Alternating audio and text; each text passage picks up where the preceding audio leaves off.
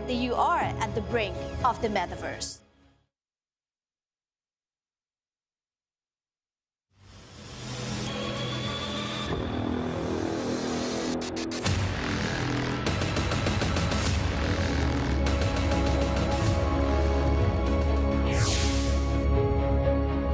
Imagine a place brimming with endless possibilities, a place where your dreams are actualized, your fondest memories immortalized, and your creativity run unrestrained.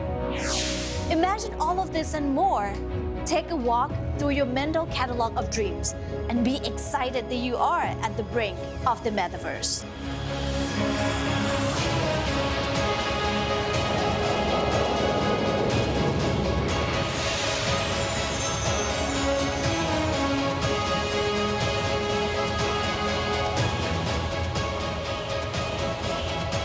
Welcome to Metaverse Unlimited, the first international two-day forum by Translucia. My name is Gandhi Leo Pairod.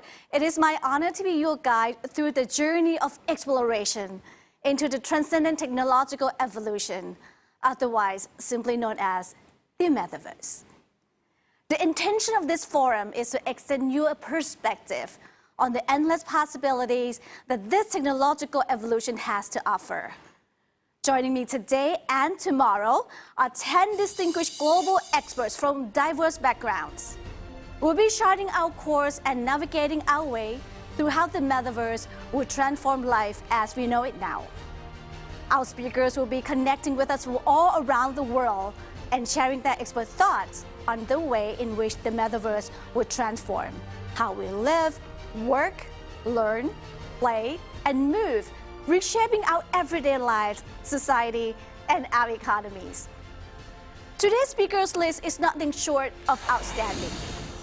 Starting us off with Kathy Hackles, Chief Metaverse Officer and CEO of the Futures Intelligence Group.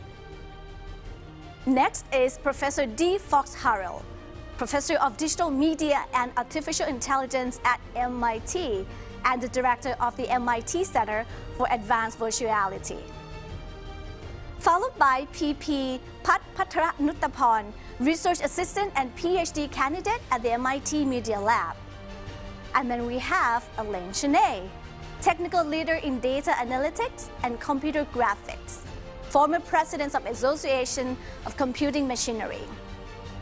Closing out day one is Jean Lim, co-founder and CEO of Being AI, the world's first transmedia AI company, which creates AI being.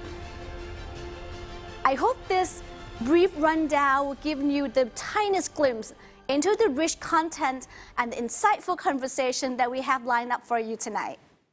Before I welcome our keynote speaker to the screen, I would like to emphasize the vision of our Translucia, why we believe that our forum will inspire people from all around the world collectively join our Metaverse initiative.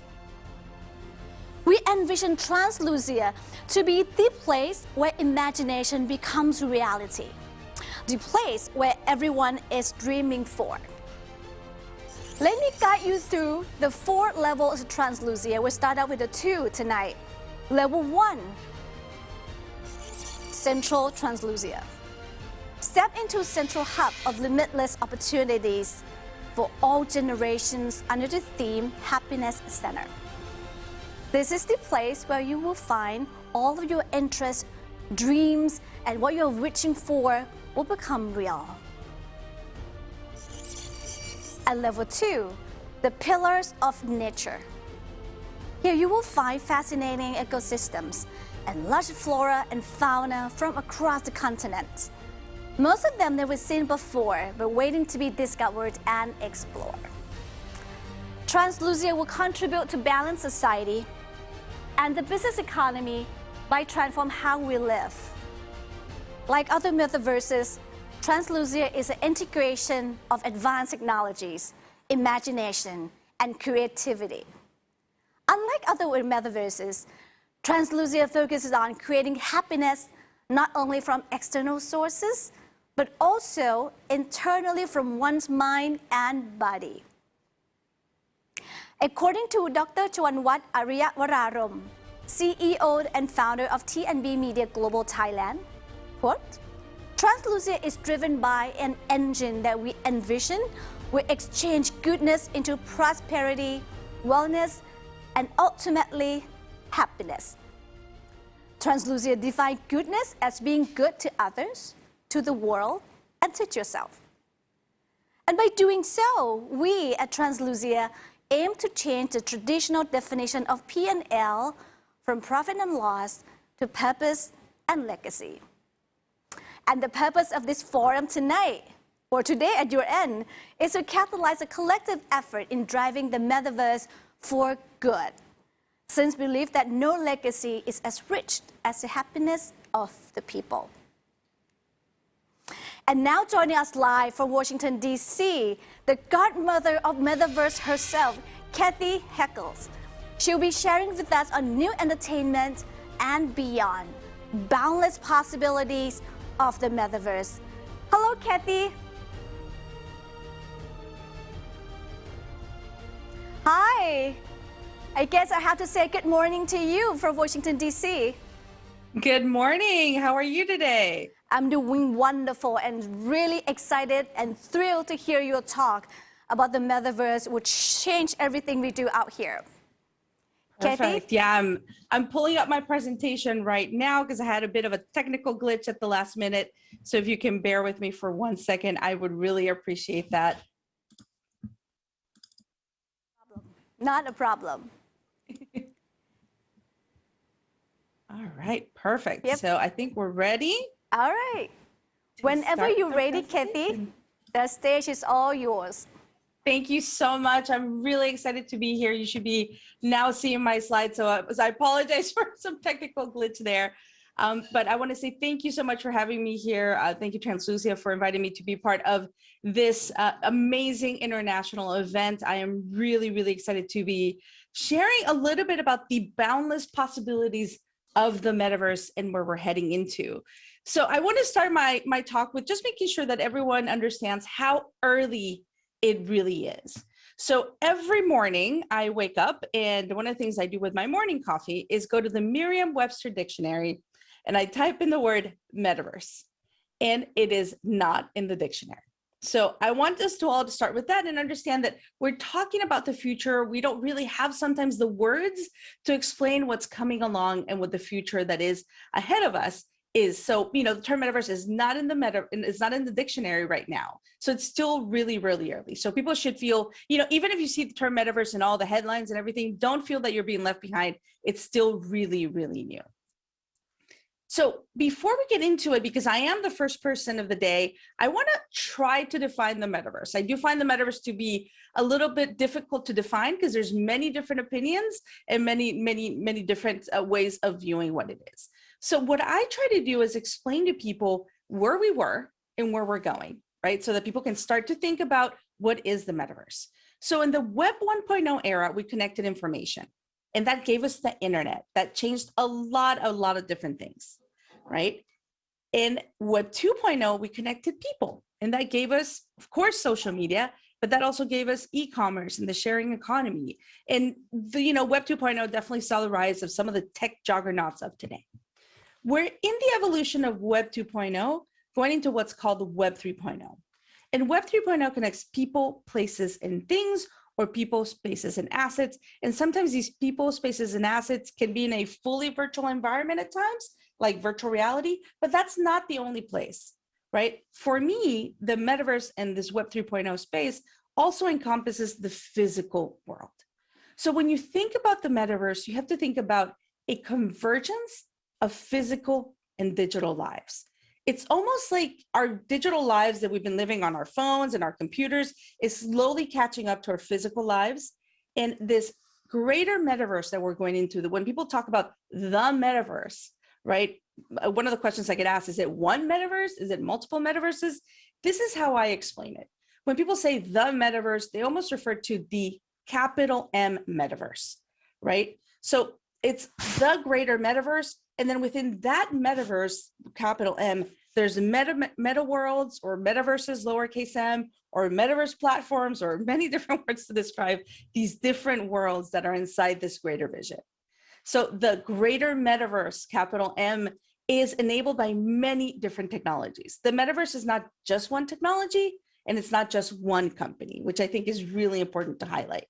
So it's enabled by AR and VR. Those are entry points, but our mobile phones are entry points as well. It's enabled by blockchain and NFTs. It's enabled by AI. It's enabled by 5G, edge computing, cloud computing, and many different technologies. So I think it's really important for everyone to understand that it's, once again, not one single technology and not one single company. So let's talk a little bit about entertainment and what's happening in that space. I do on my day-to-day work, I work with some of the world's top luxury brands. I work with entertainment brands and IP and very large IP to try to figure out how those companies can enter the metaverse in a way that is, authentic. And when I say enter the metaverse, is take those first steps towards entering Web 3.0, right? Because the metaverse is being built. That greater metaverse is not here yet. But entertainment, I would say entertainment is one of the places where you are seeing a lot of glimpses of the future. So it's almost an evolution. At one point, we were in the time of the Lumiere brothers in 1895, 1896 approximately, when they created the first motion picture. And this is a screen, a little GIF of that. It was a train arriving at a station, right? And the legend says that when they showed this in a theater in Paris, people didn't really know what to make of it. So some people ran towards the end, towards the end of the theater because they thought the train was going to run them over because they had never seen a motion picture. And it feels a little bit to me that we are at that stage with the Lumiere brothers. We're in that stage right now, but in the future where everything's evolving really fast and no one really knows what's going to happen, but we're all building it together. So we're going from what I call from Lumiere brothers to Little Nas X. In music and entertainment, you're starting to see a lot of changes. It's what I call metaverse moments, right? There was a concert, for example, in Roblox with Little Nas X. That was November 2020, and it was a really interesting metaverse moment. And I'll explain why. So, for example, many of you watching this here, and myself included, when I went to my first concert, I was physically present at a stadium, and there was a singer, a celebrity in front of me singing. And, I had that experience. But for my son and for many children of today, many Gen Z and Gen Alpha children, their first concert might have been, virtually. In my son's case, it was Little Nas X and Roblox. And just because it happened virtually doesn't mean that it was less real to him. It was very real. He was there in the game in avatar form with Little Nas X. So there's an evolution happening in how we consume entertainment and how we engage with the stars that we look up to.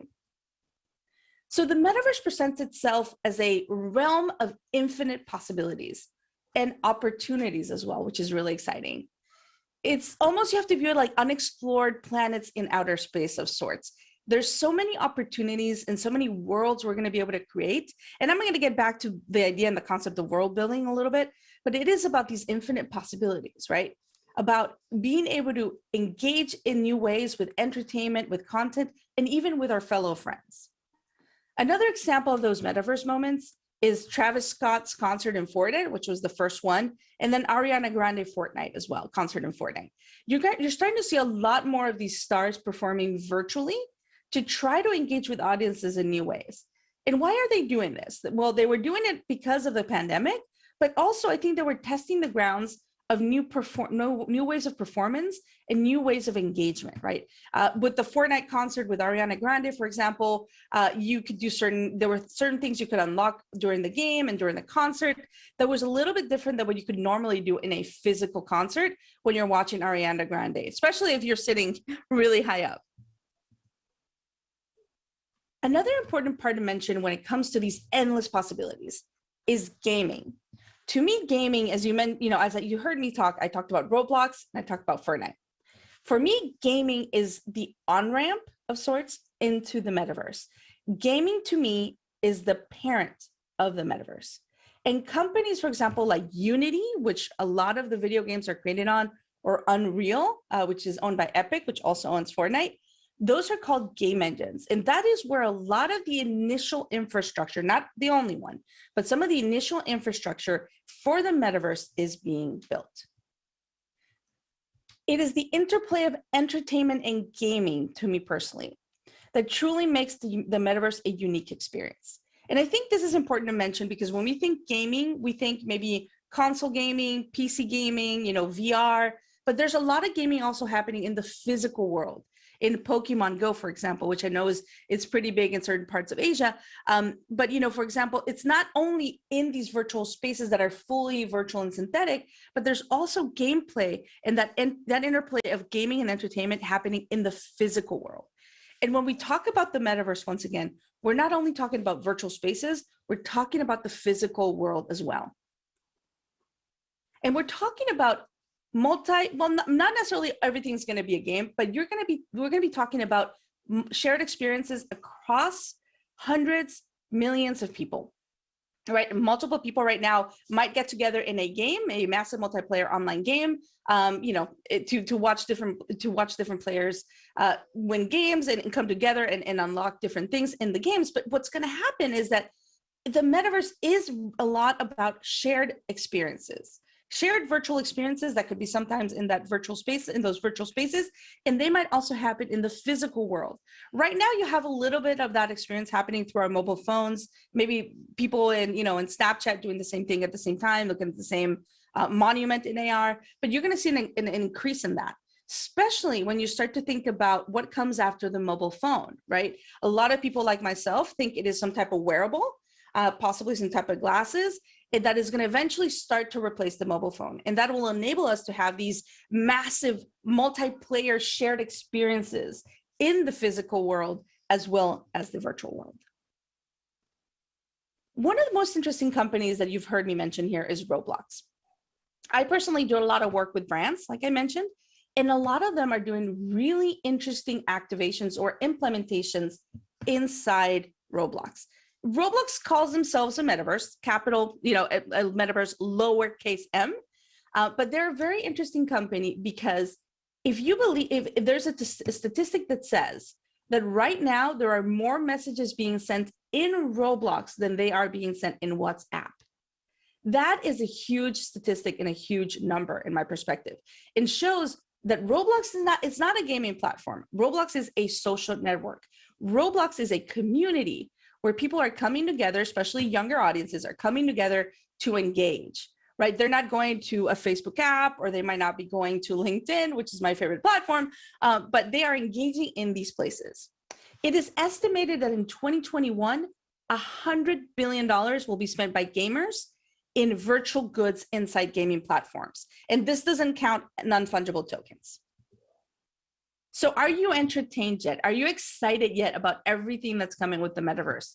Let's get further down the rabbit hole. Let's talk about fashion and beauty. This is definitely one of my favorite parts because I do a lot of work in the fashion industry. And I think it's important to talk about fashion and beauty because fashion and entertainment are very much linked, and culture happens in these spaces.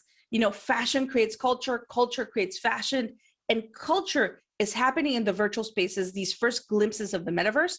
And the metaverse, as the next successor of the internet, will create culture.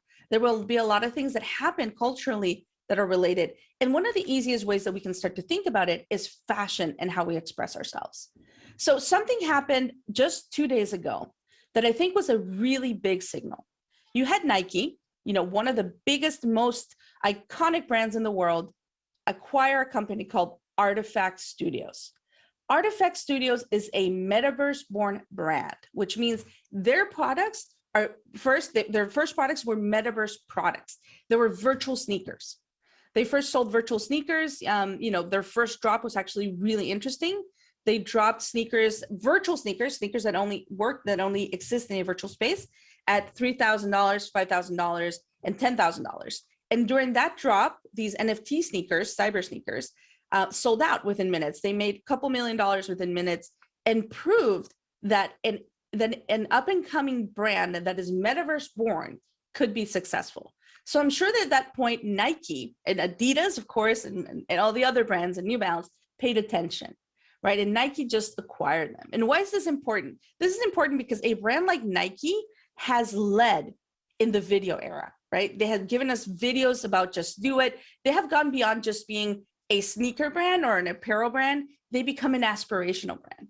And with this big acquisition, what they're signaling is we are going to be players in Web 3.0. We understand that culture is going to be created in these spaces. We understand the community is changing, right? So this is a pretty big move in my perspective when it comes to understanding where fashion is going, where entertainment is going, and where these big companies are starting to realize they might not have all the answers, and they might need to work with some of these some of these new up and coming players.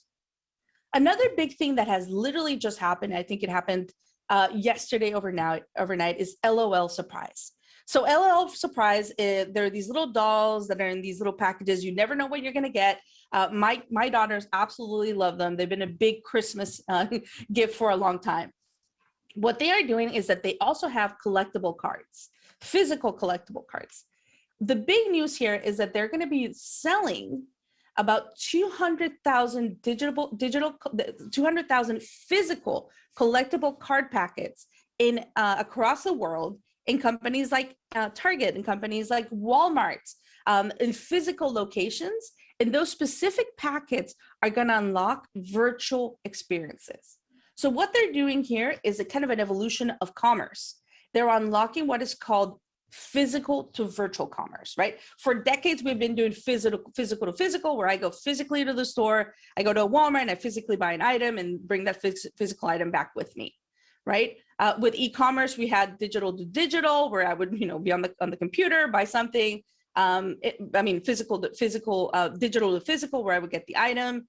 In Roblox, for example, you have virtual to virtual, where I'm buying a virtual asset and get a virtual good. In this case, you're buying a physical good that is unlocking a virtual experience. So you're going to start to see a lot of evolution when it comes to fashion, entertainment, and commerce as well, in unlocking physical to virtual.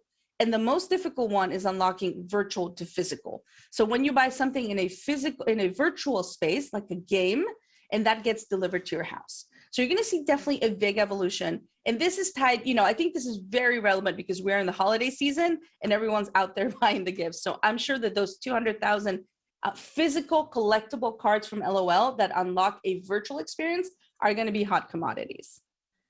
And then you also have brands like Ralph Lauren, which is, a pretty conservative brand of sorts, starting to create their own worlds. And I think this is very important because for a long time, brands and companies and ourselves, we have been building on borrowed land. We have been on Twitter, we have been on Facebook, we have been on Instagram, TikTok, but we don't really own that space, right?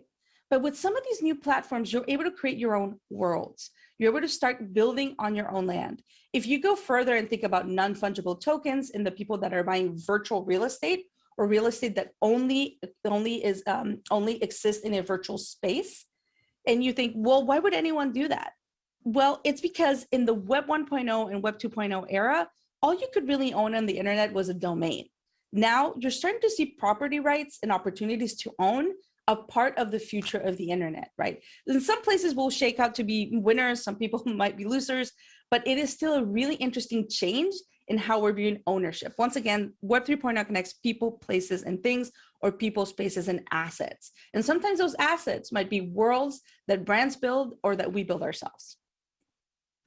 Another interesting thing that's happening in this mix of entertainment and gaming and fashion, and this big thing that's happening in the metaverse, is also something with non-fungible tokens. So what non-fungible tokens are going to do is give you digital ownership of digital assets that is tracked. It's on the blockchain, it's on a ledger. So people are able to see if you actually own these items that you say you bought.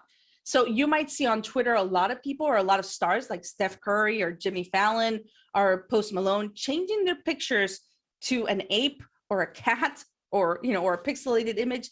This is what's happening. They are purchasing a non-fungible token, which in this case, what you see here are the ones I own. They're profile pictures. They're in essence JPEGs, but there's a lot more to that.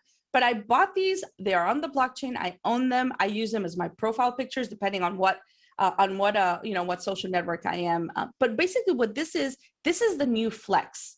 This is the new way to show you belong to a certain community, or you have a certain interest, or that you're part of a very special club. So you're definitely seeing an evolution of people trying to understand and trying to also represent themselves in different ways. I don't use these profile pictures in every single one of my social networks. I change it up. For example, the girl in green over there, that's the one I use on LinkedIn because it's more professional. I've got the robot lady, she's my Twitter profile. So I think it'll change, but definitely pay attention to what's happening with digital ownership of digital assets and how this is becoming the new flex. So with brands and entertainment, the metaverse is a natural place for brands to want to be there, to engage with audiences in new ways, to play, to surprise and delight.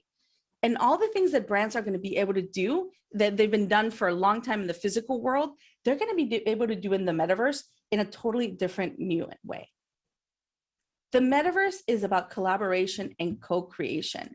Never has it been more important to collaborate and co-create than before. This is a very important thing to understand. And I know we're almost at time, so I'm going to kind of go fast through this. In arts and entertainment, you're also seeing that convergence that I talk about. So this is a picture of the Mars House by Krista Kim. She's an artist that has been really, really moving forward for a very long time, doing really creative things. This is the first house in the metaverse, and it sold for $500,000 earlier this year, right? So this is a virtual home that only exists in a virtual space that was sold for $500,000. And someone would say, why would someone want to own that? They want to own that because they want to be able to have that property and own a piece of the future of the internet, right? So Krista Kim especially is really moving the industry forward with some really interesting ideas. And you're also going to be seeing when it comes to arts, also a lot of things around holograms, performances by artists, engagements, new ways to collect stories for the future of storytelling. So if anyone has a mobile phone and they can do augmented reality, you can take it out, scan this hologram, this QR code. What you're going to see in front of you is actually a hologram. This is a hologram of two women basketball players in the United States. One is a coach and one is one of the biggest players. And they did a COVID PSA hologram of the future, where they tell people to go get vaccinated, but they will be in front of they will be in your living room talking to you. So you'll definitely see an evolution and a combination when it comes to arts, gaming, entertainment, and information in the evolution of holograms and even holoportation, which sounds like science fiction, but it's definitely coming. So in the metaverse, I want everyone to take this with them. In the metaverse, we are all world builders. And this is our time to build. Whether you're just a single person, whether you are a company, whether you are a manager, whoever it is that you are, this is your time to build. And I think it's really important for a lot of women and a lot of people to understand that they are welcome in this future, that we are all building it together. The next 10 years will be incredibly important for building this future. And now is our time to build. And before I leave you, once again, I want to highlight the community and authenticity are kings in the metaverse. It is incredibly important for people to understand that they cannot enter the metaverse without building community and without being authentic. It is a different era. It is a different time. In the future, our entertainment becomes more personalized, but at the same time, it'll be more social. We'll have those shared virtual experiences. And entertainment will change, and it is already changing. We're starting to see so many pilots in so many ways that it is evolving. So I want to say thank you so much for having me here today. Thank you very much, Kathy. It's just wonderful to have you open up the whole forums here. We see the broad spectrum of how Metaverse could do. Thank you so much once again. And I totally relate to you. Roblox, Ariana Grande, and everything. My 10-year-old girls are actually totally into the same thing. Thank you so much once again. Hope to see you soon in the real world or even the metaverse altogether. I'll see you in the metaverse. Yeah. Well, I truly appreciate how Kathy made the metaverse such relatable topics. From her stories about how her own children interact with technology, to opportunities within the entertainment spheres and beyond, from the brand and entertainment, gaming, and everything. Well, you see, I, for one, inspired by how we have agency to interpret and contextualize this once never imagined scenario and craft out our futures through gamification, the real gamifications. Well, you hear a lot of talk and the discussions about how the metaverse is the next generation of internet. Not only this, it is a generation that has been molded by years upon years of game development, which means it is rooted in immersion, interaction, aspiration, and emotions. To speak more on this topic, we would like now to welcome Professor D. Fox Harrell, whose research explores the relationship between imagination, computation, and human expression. He will be sharing with us about the metaverse and the avatar dream, social and cultural impacts of virtual identities. Professor Fox, it's so good to see you once again, and whenever you're ready, the stage is yours.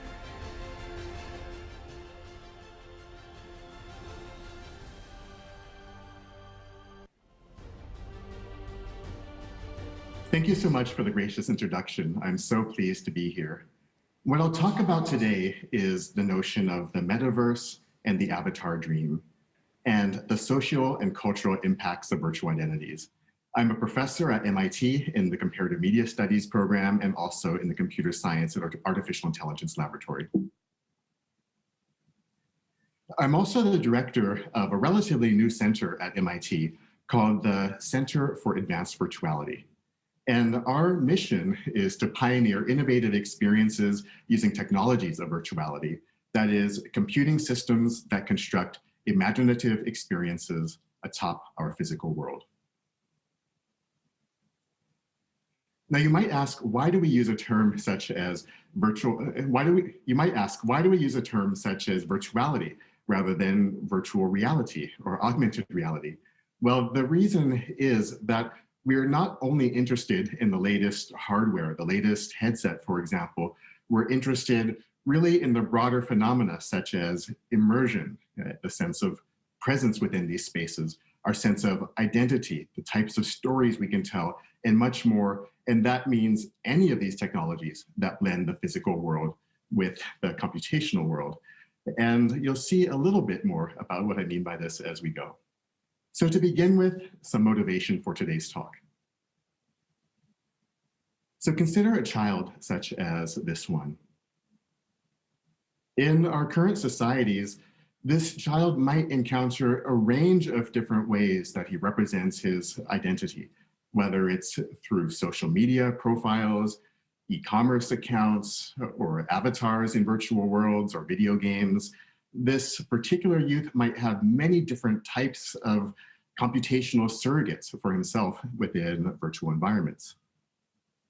In other words, virtual identities are pervasive. So he might encounter a character such as this one from the Final Fantasy video game series, or this one as non-player characters within that game. And as he encounters this range of virtual identities, then this particular child might find themselves in a situation actually like this one. And you may recognize this particular image. This is from the notorious Kenneth and Mamie Clark study in the United States. This was pivotal for the landmark case of Brown versus Board of Education for integrating schools for people of different races and ethnicity. And this was a study that's been oft-duplicated since then, in which African-American school children were asked questions such as, which of the dolls looks nice? Which is the good doll? Which doll would you like to play with? And so forth. And you can see the dolls are identical, except for painted differently. That different coloring is meant to be a proxy within the study for the race of the particular doll. And you can see which one the children tended to choose. I should also mention, which isn't reported quite as often, is after being asked the question, which doll is most like you? When these children had already chosen this ostensibly white baby doll, then some of them began bursting into tears because they saw themselves through the lens of the broader society. In other words, virtual identities impact our performance, engagement, senses of self, and perspectives of others. Now, this is just one particular kind of phenomenon that we might find in the United States, But many similar phenomena exist across societies and cultures, of course. And we've done work across different continents and countries in the Middle East and North Africa, in various Asian settings, as well as collaborations, even with researchers from South America as well. Another fallout of this is that since biases can be embedded in virtual identity technologies, again, avatars, social media profiles, e-commerce accounts, and any of these computational surrogates for ourselves, it's imperative to consider their social impacts. Now, towards moving into the substance of the talk, I want to first describe this notion of the metaverse, which has had a lot of currency in recent days. So toward understanding such phenomena better, it's important to remember how the present was imagined in the past, because there have been a lot of related kinds of phenomena, such as the notion of the metaverse, the notion of cyberspace, and much more, that all have a lot of interconnections. So a lot of people talk about the metaverse in terms of one particular origin, which is Neal Stephenson's novel Snow Crash, which was originally published in 1993. And this novel, although not the first to imagine a world filled with avatars and virtual environments, was one of these early science fictional visions of avatars as technologies through which we can reimagine ourselves. So this is just one quote about the protagonist within the story named Hero. So Hero's not actually here at all. He's in a computer-generated universe that his computer is drawing onto his goggles and pumping into his earphones. In the lingo, this imaginary place is known as the metaverse. Now, this is a recent quotation from Forbes, a magazine, and it says, "My general description, the metaverse crosses the physical-digital divide between actual and virtual realities." So some people look at these kind of quotations as this notion that the metaverse is coming into being, so to speak, or has been in existence in some form for a number of years. Another quotation from Stephenson. He wrote, "Your avatar can look any way you want it to, up to the limitations of your equipment. If you're ugly, you can make your avatar beautiful. If you've just gotten out of bed, your avatar can still be wearing beautiful clothes and professionally applied makeup. You can look like a gorilla or a dragon, and it goes on like this. And it's not to endorse this idea of ugliness or beauty or particular types of avatars in the world, but suffice it to say that this is an articulation of the idea that we can be whomever or whatever we want to be in these kind of virtual worlds or the metaverse. Now, another manifestation of this idea can be found in social media. And some, of course, nowadays feel that there is convergence with XR technology, such as virtual reality or augmented reality. Now, this image that you see here is from Wired magazine within the 1990s. And the cover story is an article about The Well, a 1990s social media site where users' real names were always available. And a quotation about The Well goes as follows. "The Well purportedly offered the freedom of projecting whatever personality you wished, along with the intriguing possibility of highlighting subtle variations of your character." So the interesting thing here is that even in a text-based system where you use your real name, this notion still persists that you can become whomever or whatever you want to be in a virtual world. Now, there have been many computational dreams, such as the dream of artificial intelligence with sentient machines, the dream of ubiquitous computing, that's computers in everything, and one that I've termed the avatar dream is that which I just mentioned, that people want to use the computer to see themselves as whomever or whatever they want to be. And you can see these notions, whether it's from Stevenson or from a contemporary magazine, as just instances of people describing this particular dream. I published about this in the communications of ACM, the magazine and computer science with the largest global circulation. a few years back. And what I argued was not that we should blindly aim to achieve the avatar dream, but rather that we need to reimagine the avatar dream. And I'll say particular ways I think of this in a moment. So I go on to define the avatar dream as having two parts. The first part is technical. That is, what computational technologies are necessary to enable users to control a virtual surrogate for themselves in a virtual world. But it also has an experiential part, that is, enabling users of these virtual surrogate selves to have experiences beyond those they encounter in the physical world. That is, to have a different experience in terms of ethnicity or gender or creature type or other types of different experiences we may not have even conceived of yet. And what I argue in this article is that it's not enough to aim for achieving this dream. Rather, we need to reimagine the avatar dream in a way that takes into account society and culture and really think about the impact of these technologies on both. And I would say that the Kenneth and Mamie Clark study is a good illustration of this particular point and the way that biases can find their way into these technologies if we're not vigilant within our design processes. So along these lines, the virtual identity research, which is just one strand of our research here at the MIT Center for Advanced Virtuality, aims to innovate ways to design and analyze new forms of virtual identity for video games, interactive narrative, social media, VR, and other related forms of technology. And just to give you a sense of why this is important, and it's a narrow lens, but a crucial one nonetheless, let's just look at the global revenue of video games. So a recent estimation says that the current global annual video games revenue is approximately $179 billion. To put that into perspective, for film, it's about $100 billion, and for professional sports, it's about $75 billion. Now, besides that narrow lens of revenue, we can also look at the demographics that exist within games. Now, it's often thought that in terms of demographics for gender, that there is a big gap in terms of game players. Not everybody thinks this, but some have that type of stereotype.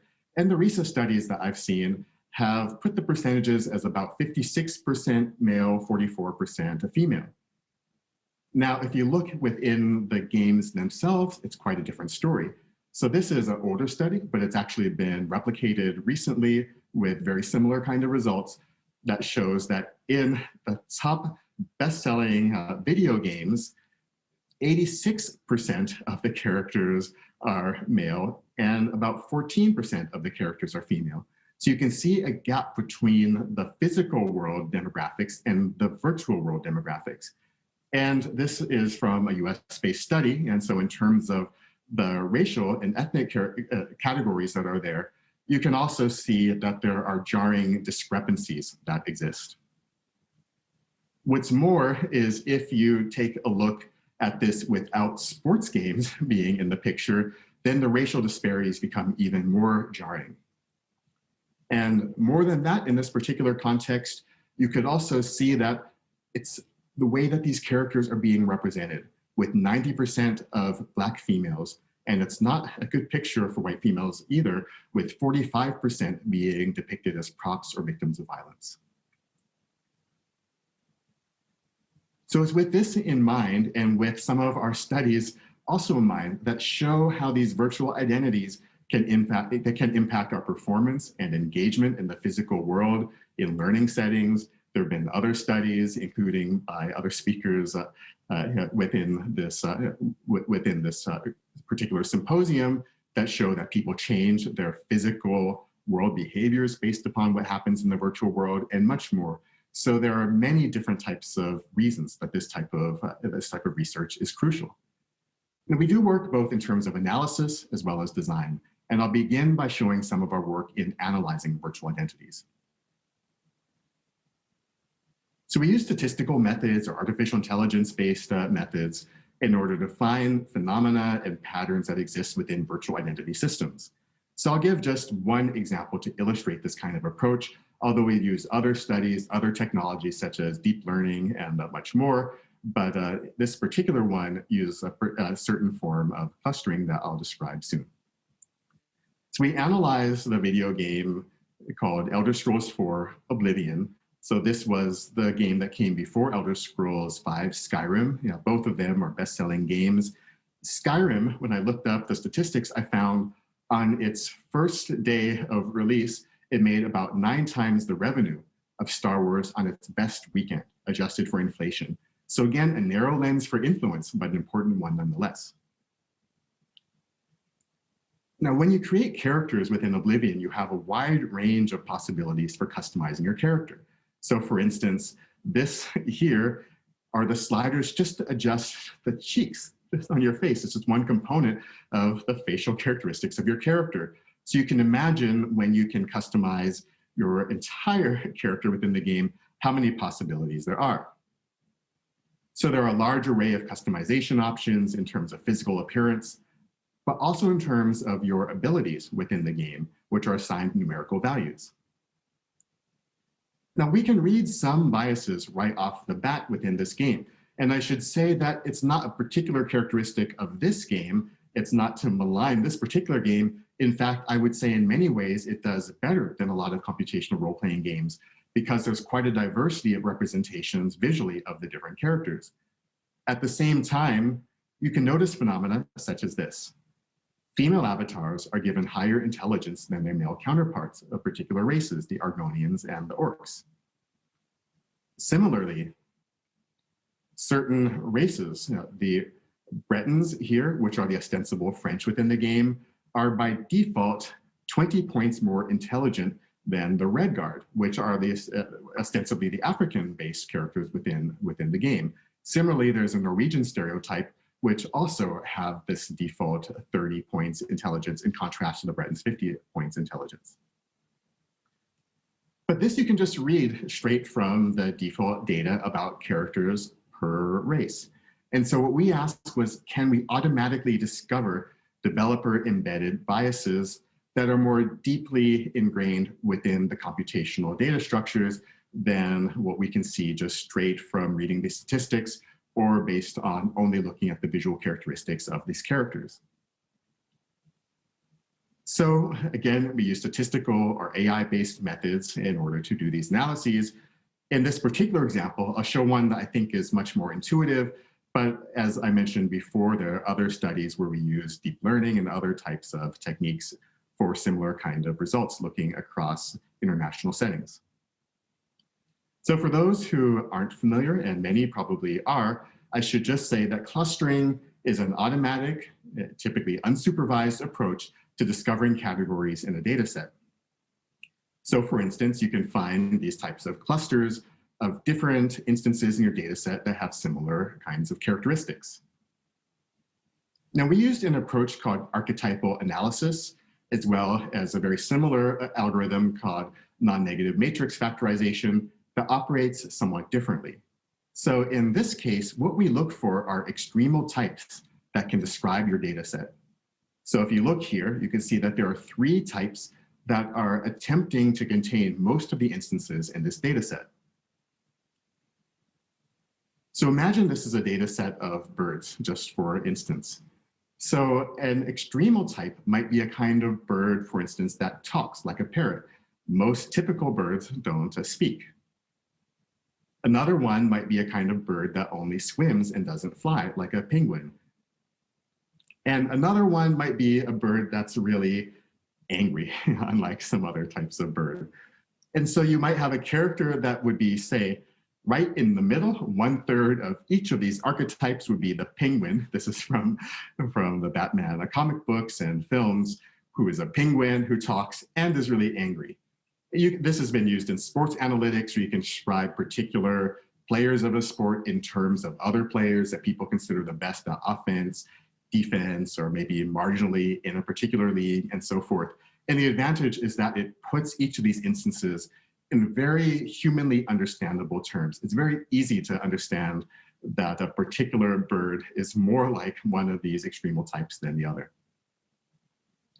Now, when we ran this algorithm on the default data per race and gender for Elder Scrolls IV Oblivion, we found, using the approaches I mentioned, as well as k-means analysis, 3 different archetypes that could best describe the data set, which was good because these are archetypes that are typically used in these types of games. One is a stealth-oriented thief, another one is an intelligence-oriented type, typically magic using, and another one is a strength-oriented type, typically focused on melee fighting. And remember, these are not our glosses. This is what emerged from the data. Now, this here is called a ternary plot diagram, and you can see the different default characteristics according to gender and race. And so you can notice a few things here. So for instance, we have these 2 red dots on the archetype for strength and intelligence, and this black, there's also a red one underneath it for the thief within this. And that is, female characters are never considered to be the sole prime example of a particular archetype. And more than that, female characters are only optimized to play a thief and not as an intelligence-oriented type or as a strength-oriented type. Now we can go further and look at this racially and ethnically as well. So for instance, the red guard male, the ostensible African characters within the game, are associated only with the physical strength archetype and have no type of association, no degree of association with the intelligence-oriented archetype within this. So you can see that there are biases, especially for characters that want to maximize their statistics within the game. Sometimes they're called min-max players or achievement-oriented players, that there's always going to be a bias against these particular characters, and that's just built into the infrastructure of the game. So there are many impacts to this type of analysis, but they can range from helping to develop systems that serve larger, broader sets of users. They can help designers and developers to have techniques to ensure the inclusivity of their systems. And policymakers can have quantitative, empirical evidence to support design, assessment, and ratings of media. And of course, that can be complementary to qualitative or other techniques. It's not exclusive, but these are great tools to help empower policymakers. In other words, people talk a lot these days about algorithmic bias and bias in artificial intelligence systems, but we want to turn the lens around using statistical techniques or AI techniques to reveal embedded bias. So this is an image of apartheid South Africa in which this type of bias is just built into the infrastructure. Of course, this type of bias has happened in many other societies, including here in the United States too.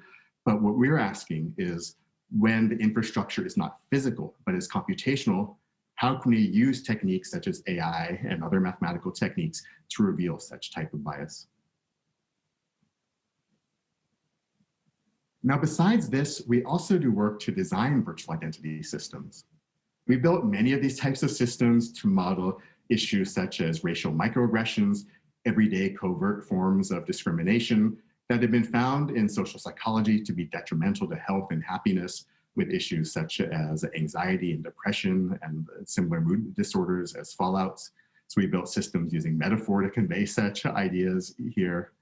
We built systems that can model issues such as passing as a member of another group and gatekeeping and exclusion and more, using a patented underlying technology that models how categories can have degrees of membership and membership can change over time. But today I want to talk and finish with just 2 examples of very recent projects. The first one looks at how virtual identities can be used against biases of misinformation and disinformation. So this is a project that was produced in the MIT Center for Advanced Virtuality. And we were gratified that it recently won an Emmy Award. It's been shown at the Cannes Film Festival, Tribeca Film Festival, IDFA Documentary Festival, and more. This was co-directed by Francesca Panetta and Halsey Bergend. You can take a look at moondisaster.org. And of course, as I mentioned, produced by the MIT Center for Advanced Virtuality. Now, this is a creation of a deep fake, the kind of AI-based surrogate for a person that makes it look as if this person is saying or acting in a way that they wouldn't. And it uses a notorious event, the moon landing, and it imagines Richard Nixon, the president of the United States at the time, giving the speech that would have been given if the moon landing had been unsuccessful. It's a beautiful elegiac speech that begins, "Fate has ordained that the men who went to the moon to explore in peace will stay on the moon to rest in peace." This was written by Bill Sapphire. Now, this speech wasn't actually given, and when some people see the system, they think that it was just B-roll footage, but actually, again, it's a deep fake footage that has been synthesized. In our case, the aim is to demystify deepfakes and enhance public literacy around deepfake technologies. It's been shown in installation form, in virtual reality form, and we use information such as newspapers that look realistic for the period in the 1960s, but actually teach users and teach visitors how these deepfakes are made, how you might recognize them, what the issues are, and more. So in order to train the system, first, it's separate, in terms of the voice synthesis and the visual synthesis. I just want to give a sense of this first with an actor's voice with the synthesized video, and then the inverse. Good evening, my fellow Americans. Fate has ordained that the men who went to the moon to explore in peace will stay on the moon to rest in peace. Now let's take a listen to the synthesized audio. That was with the actor's voice again, and synthesized video. This is the synthesized audio. Good evening, my fellow Americans. Fate has ordained that the men who went to the moon to explore in peace will stay on the moon to rest in peace. So what we begin to envision with this type of project is when we go beyond the blending of the physical and computational worlds with avatars and so forth, but begin to do it using artificial intelligence technologies, begin to ask the question, what are some of the kind of possibilities with synthetic media, such as this one, which uses synthetic media for good, but also what are some of the pitfalls? And so I'll show just a brief trailer. Ignition sequence starts. 5, 4, 3, 2, 1, 0. Liftoff. We have a liftoff. The 12 alarm. Well, may be the problem here. And if it doesn't reoccur, we'll be good. Lights battle, we've lost mission. Fate has ordained that the men who went to the moon to explore in peace will stay on the moon to rest in peace.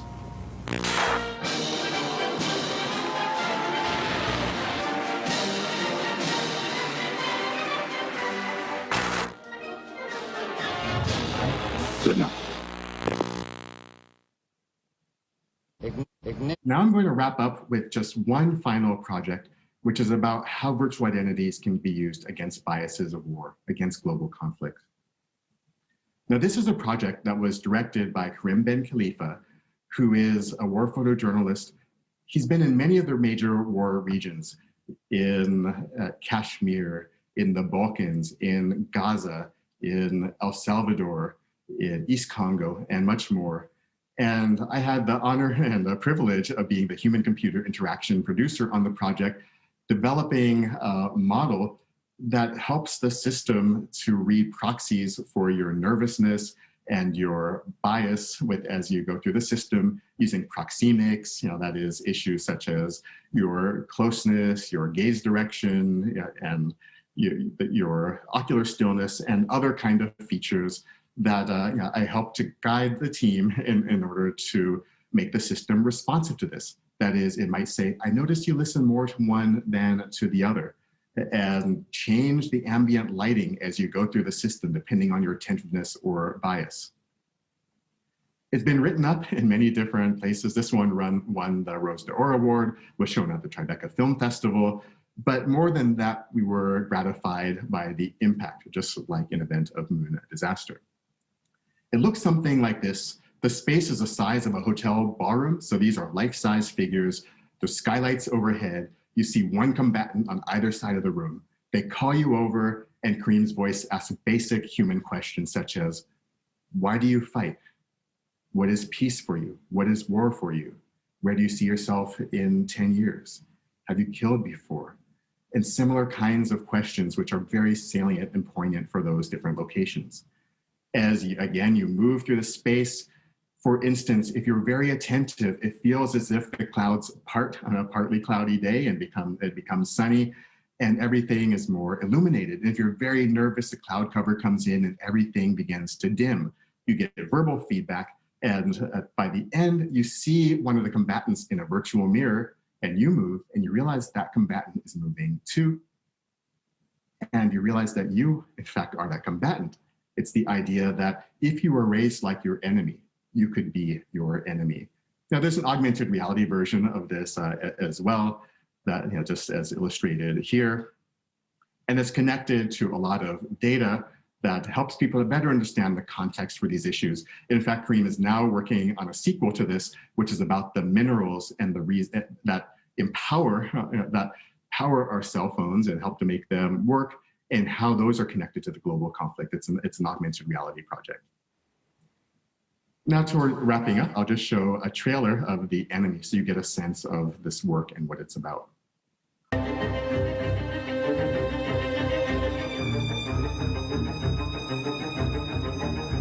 The project is rooted in my experience as a war photographer, going from one side of the front line to the other, and finding that the fighters' dreams, hopes, and nightmares are often more similar than they are different.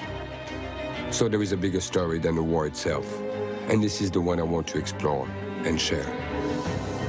For The Enemy, I am using the latest technologies in virtual and augmented realities, so you can engage directly with the combatants and meet them, hear them, and feel them the way I did.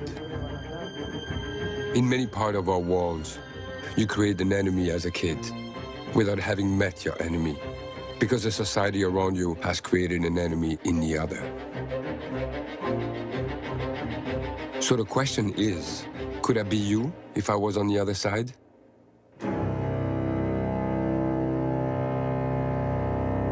I should say that this is a very unique virtual reality piece because 15 different people go through it at any given time in cohorts of 5.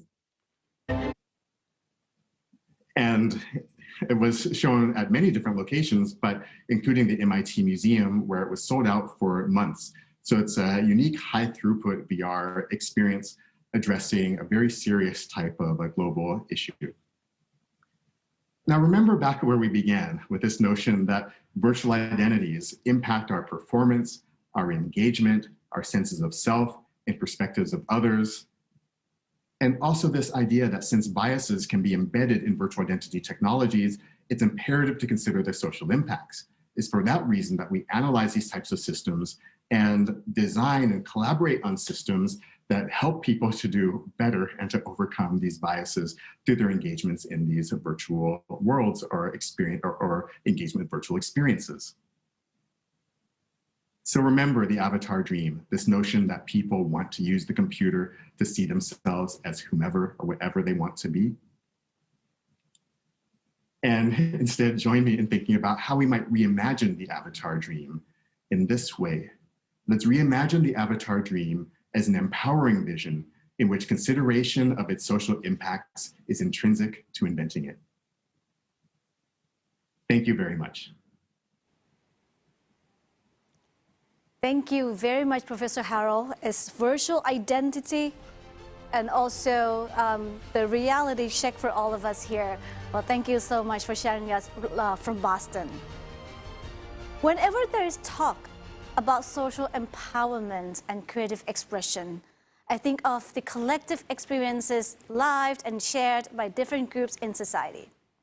It is encouraging, at least to me for sure, to think about the abundance of ways in which these art forms and processes could be integrated into our experiences within the metaverse.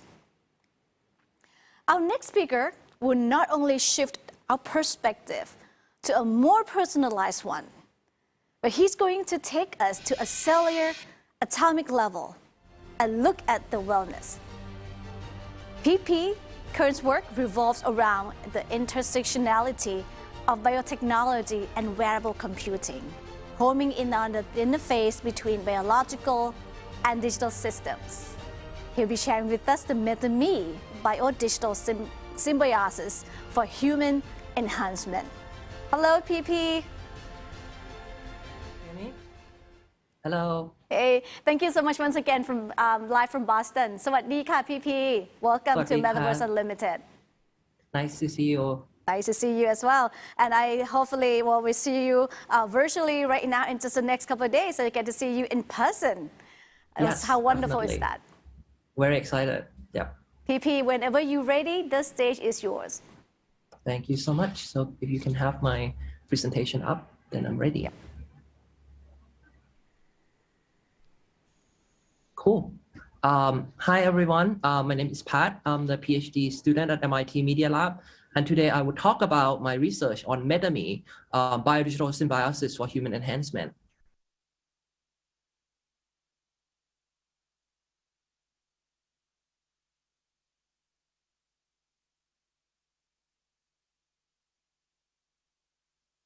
Okay, cool. So I will begin my presentation with my favorite thing in the world, which is dinosaur. Dinosaur to me represent, the power of biology, the power of imagination, and, something that I'm really excited about. But, as a kid, I was not all just interested in dinosaur. I'm always interested in, this idea of cyborg dinosaur, or what if dinosaur can go to space, right? This idea of bio and digital coming together, bringing the best of both worlds to create new type of being that can, venture into the possibility and unknown. I think it's something that I'm fascinated about. And this concept of cyborg, which is rooted in the idea of cybernetic organism, is something that I've been exploring at MIT Media Lab. But instead of applying it to dinosaur, I've been applying this idea into human, and think about what does it mean when bio and digital technology come together and allow us to explore a different version of ourselves, similar to what Professor Fox-Harrell was talking about earlier. Or what happened when we can learn better through this symbiotic relationship between human and technology. Or how can we stay healthy through closed loop wearable, make better decision, and together have a new type of being that go beyond our current biological limitation. As I said, all this work that I've talked about was done at MIT Media Lab. This is a wonderful place that explore possibility of technology and how we can use technology for human expression, creativity, and beyond.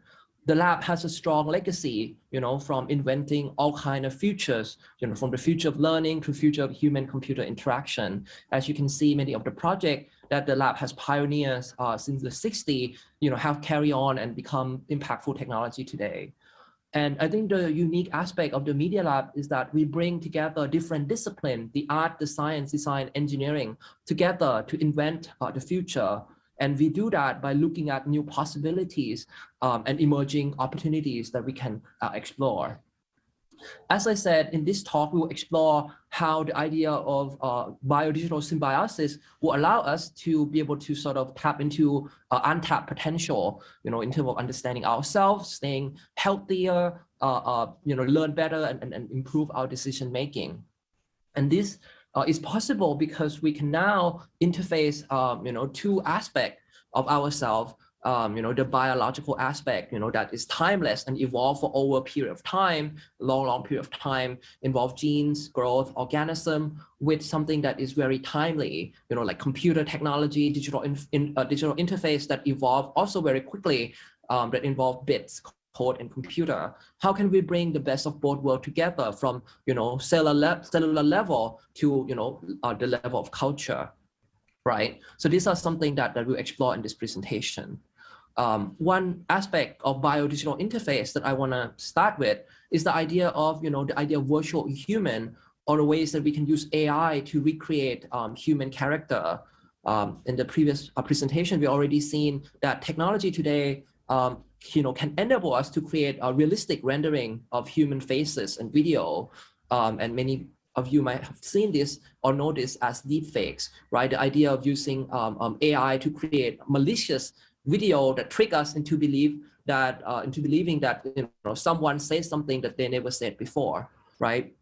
In our group at the Media Lab, we have been exploring this idea of deepfakes or AI-generated characters, but for positive application. We look at how can we use these characters to allow us to learn better or enhance our learning experience. Imagine in the future where you can learn from your favorite characters like maybe Einstein, Monroe, or Harry Potter. Now it is possible. Today, we will learn about quantum mechanics.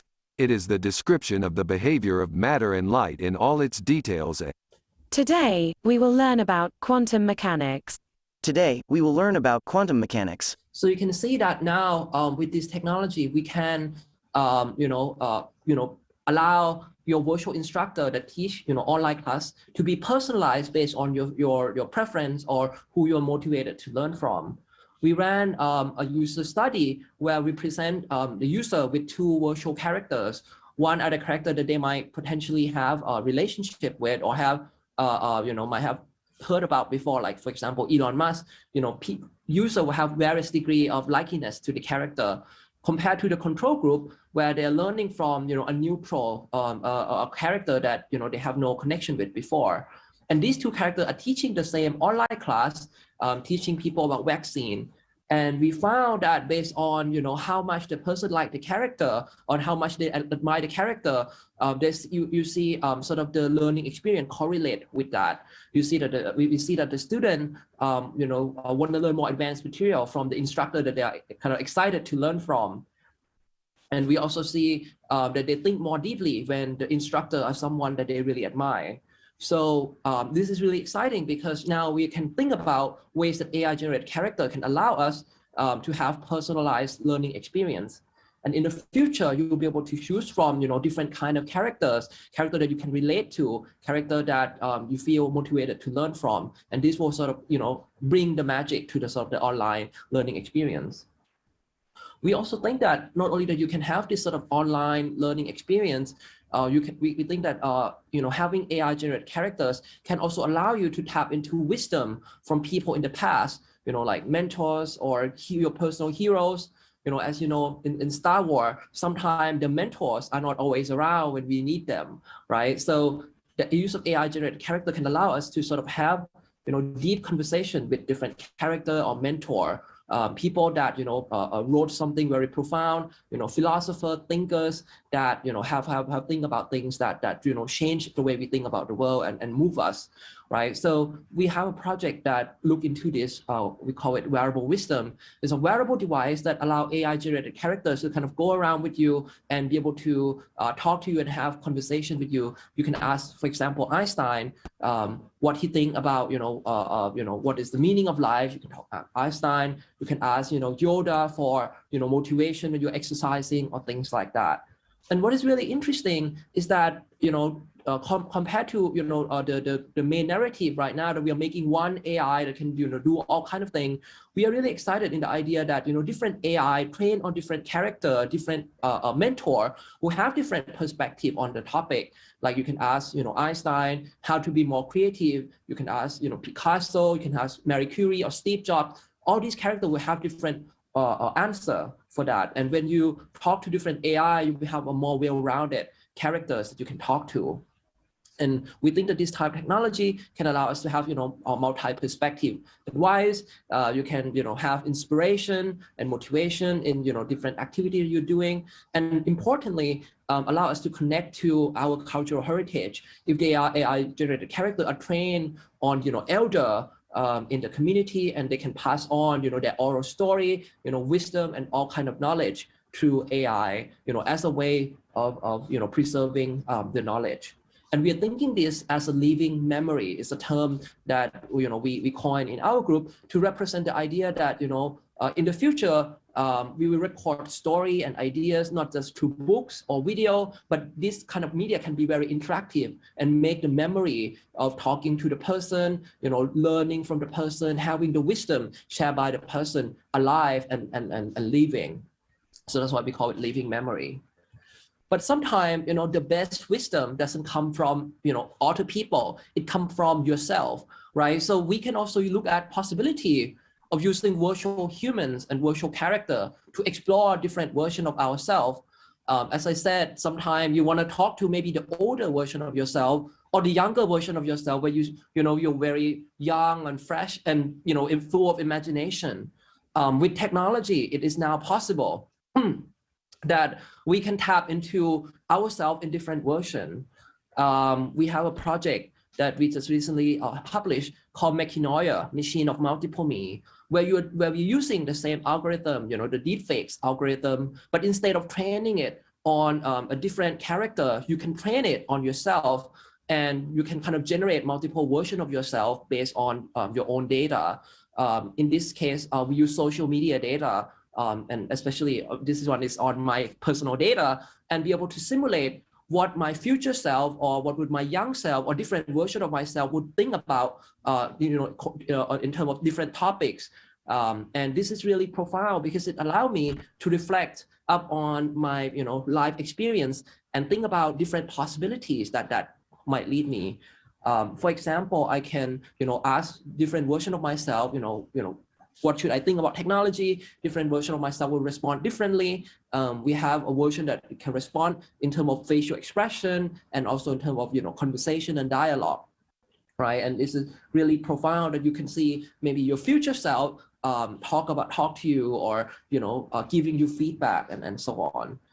We think that this is really interesting because not only that we can use deepfakes for something positive, but we can use the idea of simulation to reflect upon the current state. Of course, your future self can be very different than the one that we simulate here, but we are using this as a reflective mechanism. We use machine to allow us to reflect upon ourselves, and it's really profound. We can see ourselves as different version, the older, the younger, the more masculine, the more feminine, the more progressive, or the more conservative side. And maybe in the future, you might have a Zoom call with yourself before you make, major decision, right? And this is shifting the narrative around deepfakes, the misinformation, the malicious intention of this algorithm. We use deepfake to uncover the deep truth about ourselves. We're using the same technology, but find new meaning to that. My colleague at the Media Lab also, study what happened when you see yourself, looking differently or behave differently. And we, one particular area that we think a lot about is the idea of confidence in communication. My colleague Joanne have run a study and show that, when you are deepfake into a character that speaks confidently, for example, this is a video of AOC, who is a very interesting politician who speaks confidently when she gives speech. You see the participant photo deepfake onto that person, and you can see kind of yourself speaking confidently, like the character that you deepfake into. What she found, interestingly, is that when you deepfake into a character that speaks confidently, the person can imitate that behavior, the generated character behavior, and start to speak more confidently as well. You see this carry effect in the study. This is kind of profound. Not only the confidence, we also see the idea of creativity being enhanced in the process as well. My colleague also, Joanne, also ran another study where she have people embodying different character, the younger version of themselves, and also the character of a crazy inventor. And she have them run a creative task, which is a task used for measure creativity. And what she found, interestingly, is that when people embody the character, the younger version and the crazy inventor, they come up with more creative ideas compared to their control setup, which is very interesting and profound. And there are many more research in this area. For example, the work by Neil Slater and his colleague, who have looked at what happened when you embody different character in virtual reality, and they have seen improved cognitive performance and empathy and many other aspects, which confirm what Professor Harrell was talking about earlier, which is that virtual character can have impact not just in the virtual space but also in the real world. Going beyond the idea of learning and understanding ourselves, the frontier of human endeavor, right? We are not going just to stay on Earth. We are going to a metaverse, right? The new digital information that lay on top of the physical world that we live in. But also we're going to space as well, right? The universe, the real world, not the metaverse. And one of the questions that our group also work on is how do we think about health in space, right? How do we create technology that allow us to stay healthy when we are exploring the metaverse or we are exploring the real universe? And this is the second half of my research that look at not how bio become more digital, but how digital technology can also have symbiotic relationship with biological system, how digital system can control and influence the DNA, the genes in our body. And the idea of biodigital that I think is really profound is that it's bringing the best of both systems together. Biological system is really good at doing things at small scale. In our body, we produce all kind of molecules that keep us healthy. We are sending all kind of biomarkers, that are signaling the information about our health and so on. So in my research, we also look at ways that the idea of biodigital cyborg can allow us to stay healthy as we go on and explore space. More specifically, we work on two separate devices, one that can sense the information about our health, and another one that can intervene on the human body itself. The first project in this area that we work on is the idea of wearable lab on the body. The idea that in the future, we will not go to the lab or hospital to get checked up, but we will have wearable device that can tap into biological information on the human body. Before the pandemic, when I work on this project, people always ask me, why do you always need to check on your biomarkers? Why do you need to swab the body? Why do you need to look at your biofluid? And it's become clear now during the pandemic that these biofluid, saliva or urine or blood, contain important biomarkers that are the indicator of our health. It can tell us whether we have COVID or not, and also tell us we will have other conditions like depression, fatigue, health failure, and so on.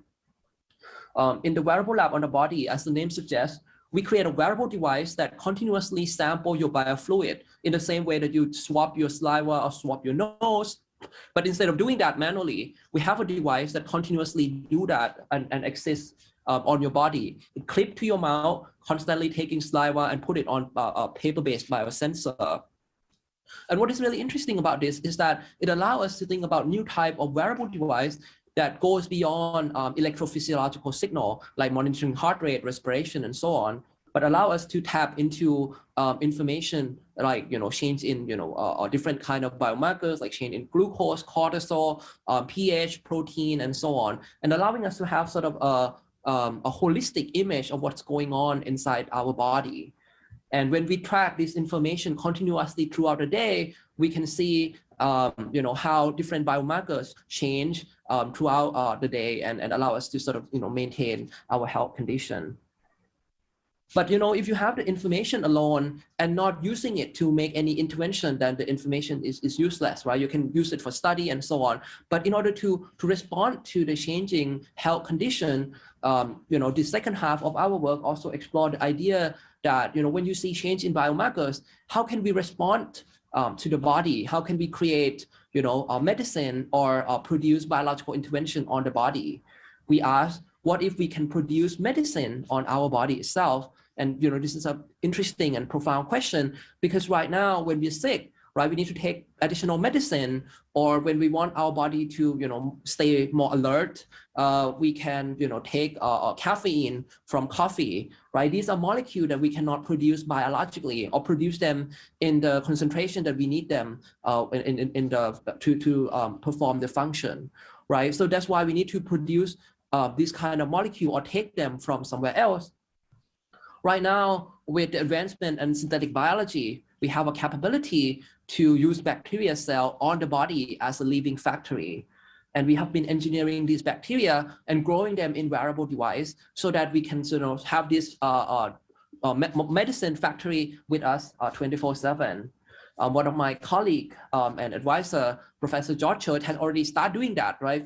During the COVID period, he already started working on COVID vaccine himself, and this is still run at the large scale production in his home. But in the future, this wearable device can be much smaller and integrated into wearable device.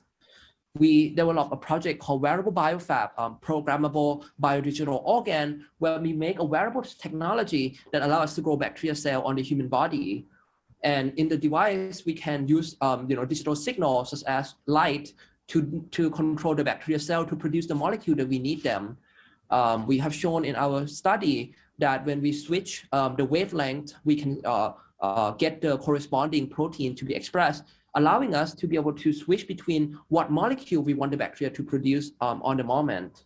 And this project was done in collaboration with NASA. So we are using it to think about the future of spacesuit, where we can sense information from the body, produce the intervention, and deliver it back to the body. This is a profound idea.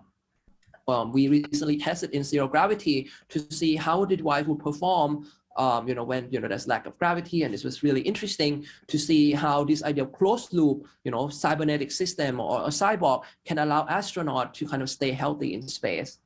And I think the reason that this is very relevant for metaverse is that right now we can have wearable device that can sense the information from the body and produce medical intervention on the body as well, right? This allow us to think about, what is the future of metaverse healthcare when wearable sensor and bioreactor allow, a session like, you have a medical session with a doctor or a physician in VR. Now you don't need to go and get the drugs or go and get, a sensor to test, your health condition. Everything is already integrated, right? So if the doctor prescribes something, your body device can already produce that medicine. It will create next generation telemedicine and connect all the dots together. And I think this is really exciting and profound when we're thinking about the future of technology and connecting the physical, biological, and digital together. So as you see, we can think about the idea of closed loop human machine interface that allow us to stay healthy. We can look at virtual human to explore different versions of ourselves. We can learn better with AI generated characters. This, I think, is a concept that I will call meta-me, the idea that we can integrate different aspects of emerging technology, the interface that are, enhancing our capability and allow us to see the world differently to the body. We are becoming, meta-me, right? But I think one thing that is also really interesting about as we, continue to venture into the future, as we explore the new frontiers of human, exploration, the media lab, we always think about possibility, but as we know, possibility doesn't just come with, utopia idea, right? There's also challenge and potential risk and a problem that we need to deal with.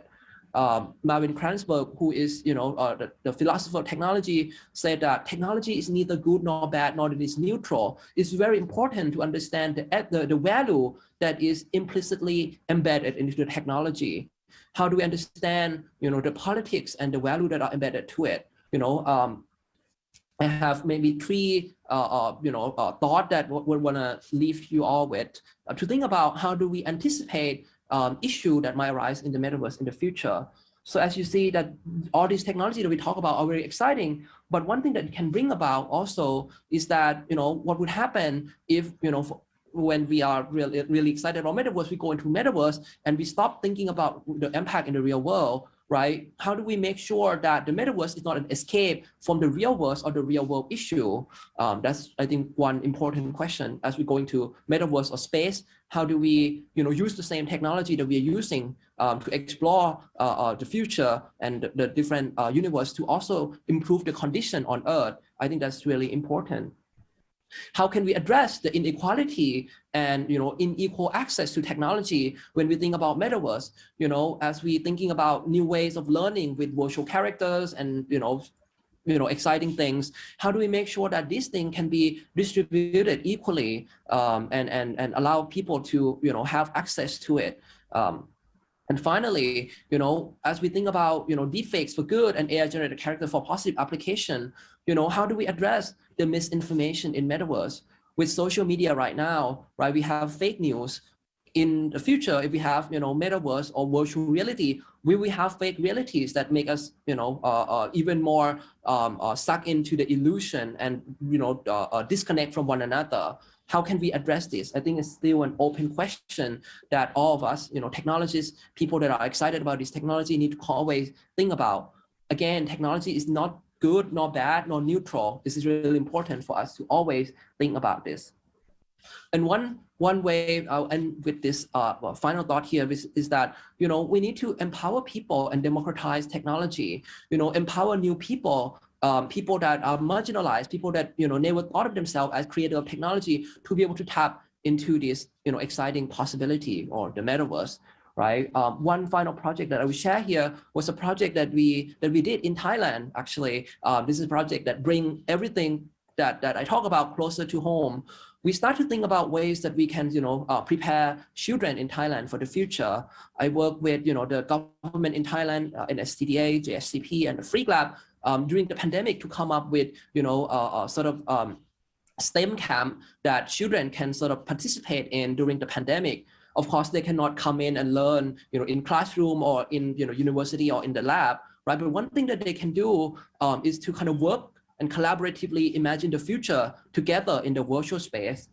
This video that you're seeing here, this is a screenshot from a metaverse that the middle and high school students were creating, imagining what would the future of Thailand be as they are expanding into, Mars and outer planet and outer metaverse, which is really exciting because now we can empower, middle and high school students to think about the future and using this new tool, the metaverse, to work collaboratively. And, as you can see here, it's a beautiful future that they create. We also sort of try to encourage them to think about the ethics and all the consideration, the problem that I raised earlier, so that, as they become the future leader of tomorrow, they can think about technology and also the ethics that need to embed in it.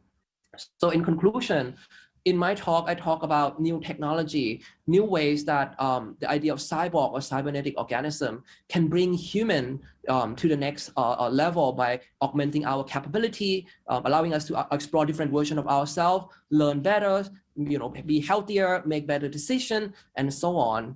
We look at possibilities, but possibility within the context. We must imagine possibilities with ethical consideration and critical anticipation for the future.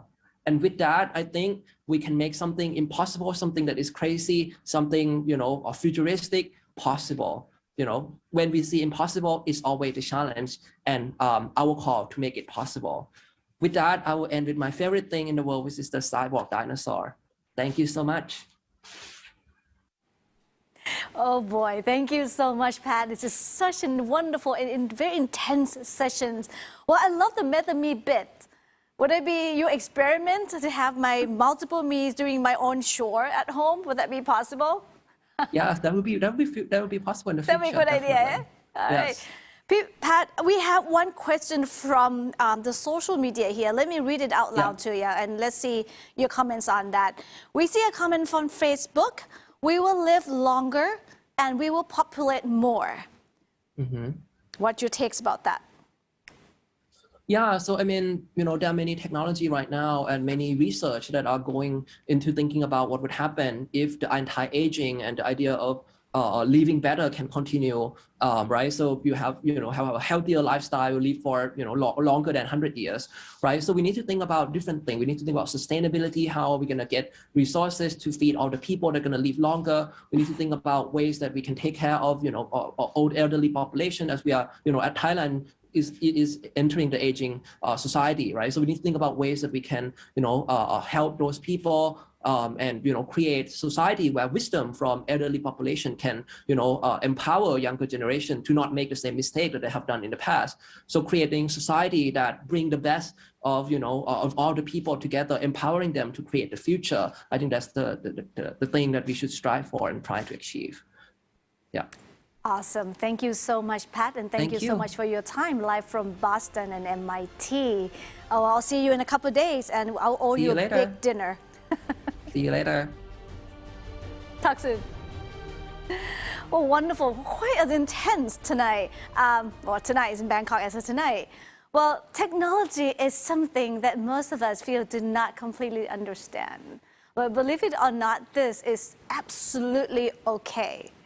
And what is remarkable about being human is we learn, we create meanings, and we evolve. The notion of wearable technology is not alien to us anymore.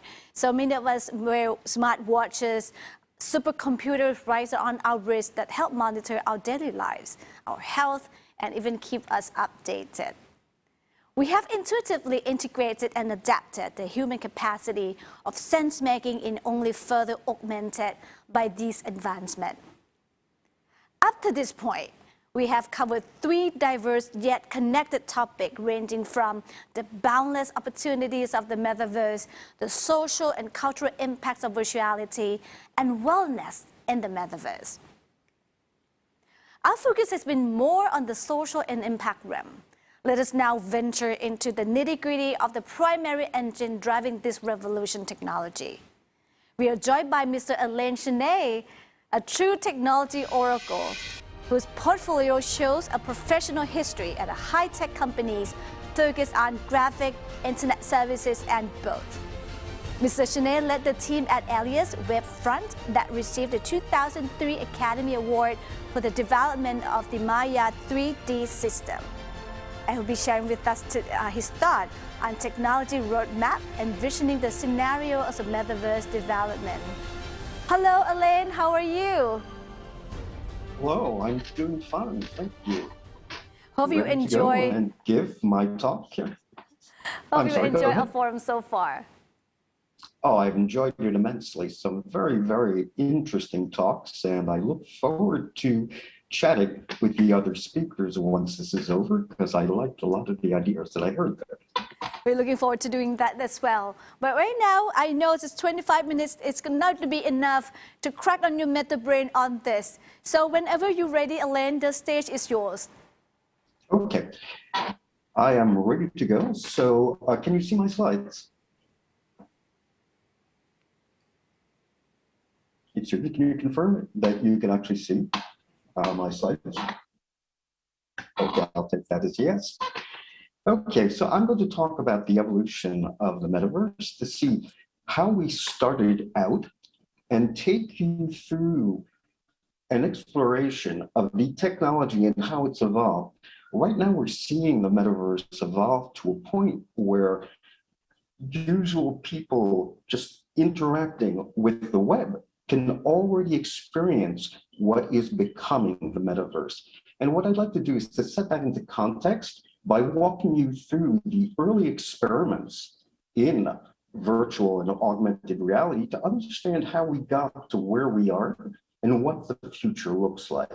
So basically, I'm going to talk about what I consider the metaverse to be and what aspects of the metaverse I'll be looking at particularly.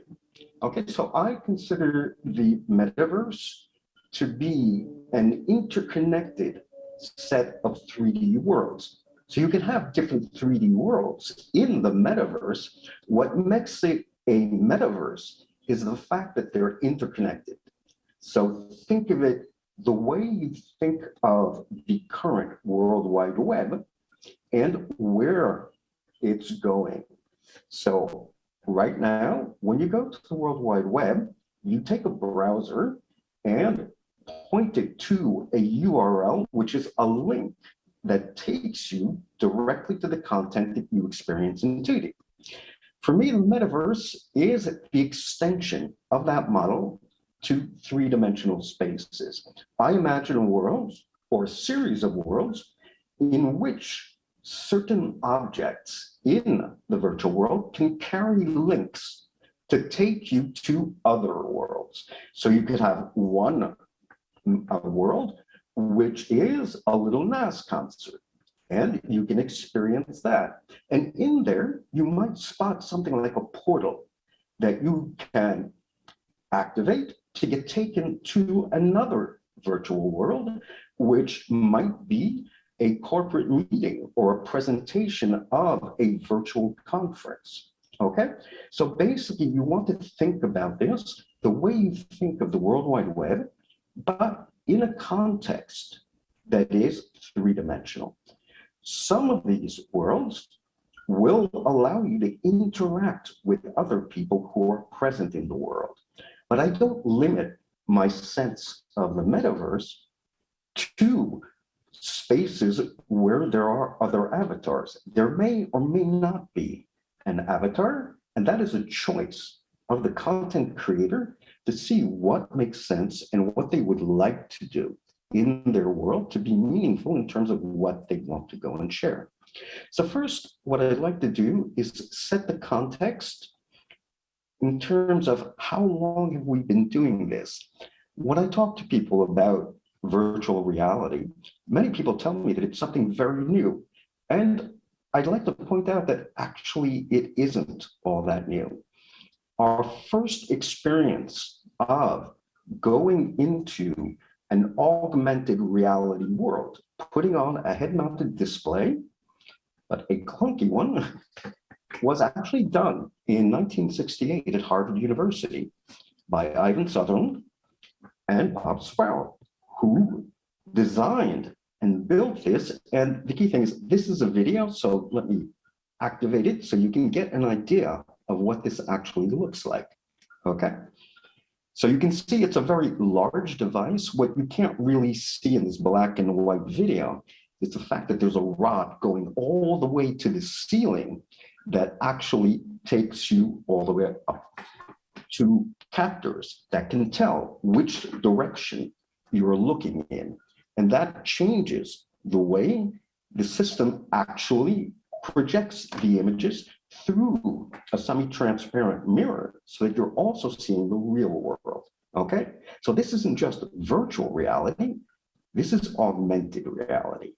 Now you'll notice that there were limitations in the computing power, and what we knew how to do with graphics was this was the first time that we could actually do line drawings actually shown up in wireframes in a real-time device. So this goes back 1968. I'd like to point out some other experiments, and it's great to see so many people from MIT giving these talks, because here, this example is an example of what we saw in terms of capturing real-world data to be able to display it in an interactive format to be able to do virtual walkthroughs of a city without actually being there.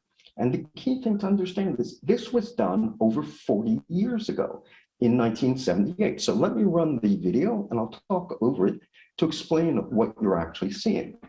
So basically with the group at the Architecture Machine Group, which was the predecessor to the MIT Media Lab, they set up to be able to capture images in 8 principal directions from cameras set atop a car. So you see the actual rig that they used. And here's what they did. They took pictures roughly every 10 feet to be able to go and allow you to virtually drive through the city of Aspen. This was amazing technology.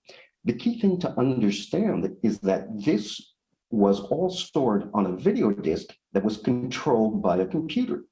The idea is you would go directly to the image that corresponded to the view you wanted to see based on the instructions you gave through the user interface. Okay, so these was really, really interesting technologies. And again, this was 40 years ago. Okay. So when did we start talking about virtual reality as a thing? Well, there you have to go back to 1985 when Jaron Lanier, who founded VPL Research after having worked at Atari Labs, coined the term virtual reality. He was the first one to actually use the term. And this was exciting and new because what we were looking to do was to provide the ability to see a virtual world through a head-mounted display. Okay, so that's what you're seeing at the top there, using devices that could measure the angles of your joints. So both on your hands, which were really important to be able to go and understand where your fingers were pointing at and what you were doing, and drive what you were seeing in the headset based on this technology. So knowing that you're clenching your fist could be used as a way to start doing something in the virtual world and display it in the virtual world. Those data gloves, by the way, at the time sold for over $10,000 a piece. So to basically understand, this was aimed at the military and very advanced industrial applications, typically aerospace applications. We then went from the data glove to what you're seeing, this whole bodysuit there, which was called the data suit. Did the same thing that were done on all the joints of your fingers to be able to get all the positions of the joints of your body. So we could then represent avatars of yourself in the virtual world while you were experiencing it through the headsets. So that was interesting, but there was a very limited target audience. The only people who could afford to do these were the very big companies who had good financial reasons to be doing this. In 1991, that changed with the existence of the Virtuality Group. The Virtuality Group saw an opportunity to start bringing virtual reality games into arcades, and that's what they built. They built a series of sets that could be set up in an arcade, in a game arcade, to allow you to go and experience these virtual worlds. So, say in this picture, you're seeing somebody in an underwater world. Again, there was a head-mounted display. One of the things to realize is that these first systems were limited mostly by the capabilities of the computers of the time. Okay, remember, this is 30 years ago. Computers weren't able to do high-end graphics at reasonable rates at very high resolution. The resolution there was 276 by 372 pixels, so really small. One of the key innovations that they brought in was to bring in 3D magnetic space joysticks that you see that person holding in their hand. This gave the user the ability to manipulate objects in the virtual 3D space and see them. So what this did is this opened up possibilities of the general public to experience virtual reality without having to buy the computer hardware that was required to do it. Basically, what you were doing is by paying the entrance fee to get into the arcade, you were renting time on these virtual systems. One thing that happened about 10 years later was a major milestone, was the creation of Second Life by Linden Labs. So Linden Labs set up an environment where people could hang out. And this is really different in terms of everything else we had seen. For mass market virtual world applications or 3D applications, the key driver was video games, okay? And Linden Lab took a very different approach. There was no manufactured conflict in the experience that was created by Linden Labs. This was something where there was no set objectives. You couldn't win in Second Life. You could literally live your second life interactively, and that was the goal.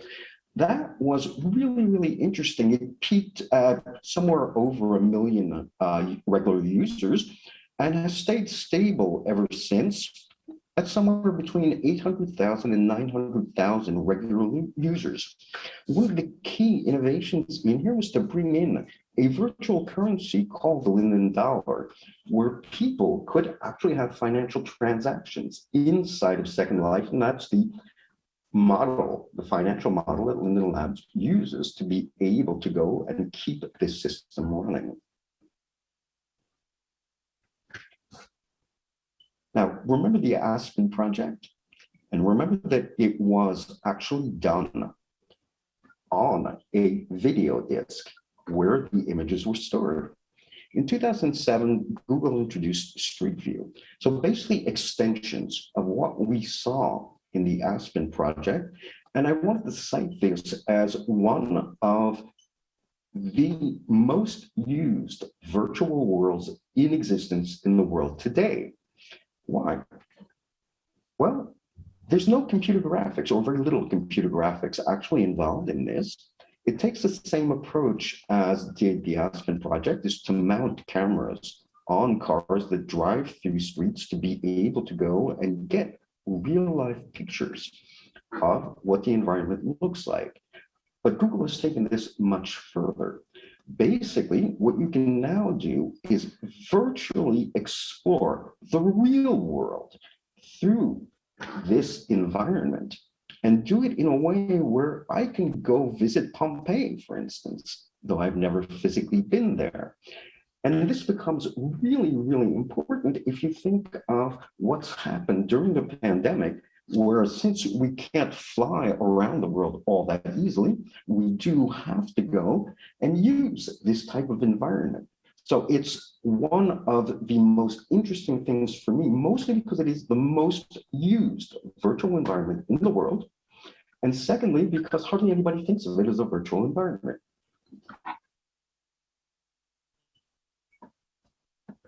So another major milestone that I want to talk about, and this was 10 years ago, is when WebGL was launched. So WebGL is a JavaScript implementation of the OpenGL 3D standard. This is huge.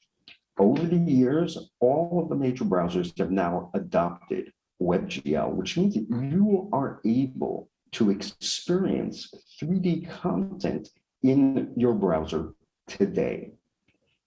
This is a big step for me. And the reason for that is because what it enables is the ability to use existing browsers to experience 3D content as a step towards the metaverse, where, remember what I mentioned in the first slide, my vision is that the metaverse is another web page. It's another type of web page. It's a three-dimensional web page, and that is essential. We can do lots of things with this. There are companies that actually have the ability today to allow you to build and share virtual 3D spaces where you can put your avatar in, all based on WebGL, and experience that in your browser today. Okay, and that is huge in terms of what it enables. And we're only just beginning to see, applications of this. One of the ones I like the most is the Smithsonian, that now gives you the ability to look at the objects that they have on display and see them in 3D in your browser. And that has been up for years now. They were one of the first to actually go and do 3D captures of their content and make it available in a web page to experience as 3D.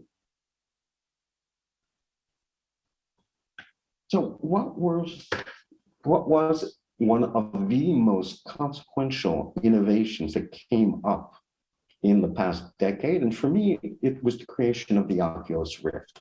The first prototype was shown in 2011, so exactly 10 years ago, okay? And that first prototype was literally held together with duct tape. And they launched a Kickstarter project to say that they could commercialize and build this professionally and set up the funding through Kickstarter to do that. Then they got acquired by Facebook in 2014 and finally released the first consumer unit to the public. There were developer units available before then, but in 2016, you could actually buy a cost-effective head-mounted display. And that was really a game changer. Why? Because previous head-mounted displays were reserved for professionals. So like the work that virtuality had done in terms of making 3D content or virtual content available to people in arcades, this now made this content available to people at home. Now, do we have as many headsets out there as they are, say, cell phones? No, not at all. It's still reserved for a very small minority of people who are very passionate about experiencing virtual reality in this way. One of the key changes, so the original Oculus Rift, and I've worked on those in various companies that I worked in, had one big drawback, is that they were tethered. They were connected to the computer via a cable. And if there's anything that's, really, really dangerous, just try walking around with a cable that's following you all the time. When your eyes are covered, you can't see where you're going. Okay, so these are dangerous, and we needed to address that. So Oculus did address that with the creation of the Oculus Quest, which is basically a wireless headset. So you no longer have the problem of potentially tripping over your own cables as you did this. The next major revolution actually came from Google as part of the 20% project. So this is, Google encourages their researchers to take 20% of their time to work on personal projects, and this was one of them. Two researchers in France, I believe, actually came up with this idea of making an easy to produce headset that you could slip your cell phone into, and the whole cost of materials was way under $25. So very low cost. It used hardware that you already had. It basically used existing smartphones, which you would use as your viewer. Now, the key thing to understand is smartphones already have accelerometers and gyroscopes built in. This is how they can tell which direction you're actually pointing them and how they can change from landscape to portrait mode. By using those same detectors and piloting an SDK that would let you then show graphics content in stereo, so seeing differentiation in terms of left eye and right eye, you could experience virtual worlds in 3D with your cell phone and nothing else. This was amazing and a game changer. And that meant that anything that you wanted to develop, you could cost effectively allow people to experience without having to buy a head-mounted display that costs several $100s. Now, for roughly a $25 investment, you can use your existing cell phone to experience virtual reality. And there were a huge number of applications that showed up. I developed several myself in terms of companies I was working with, and these were great to use because what it did is it opened up access to a wide variety of people, okay?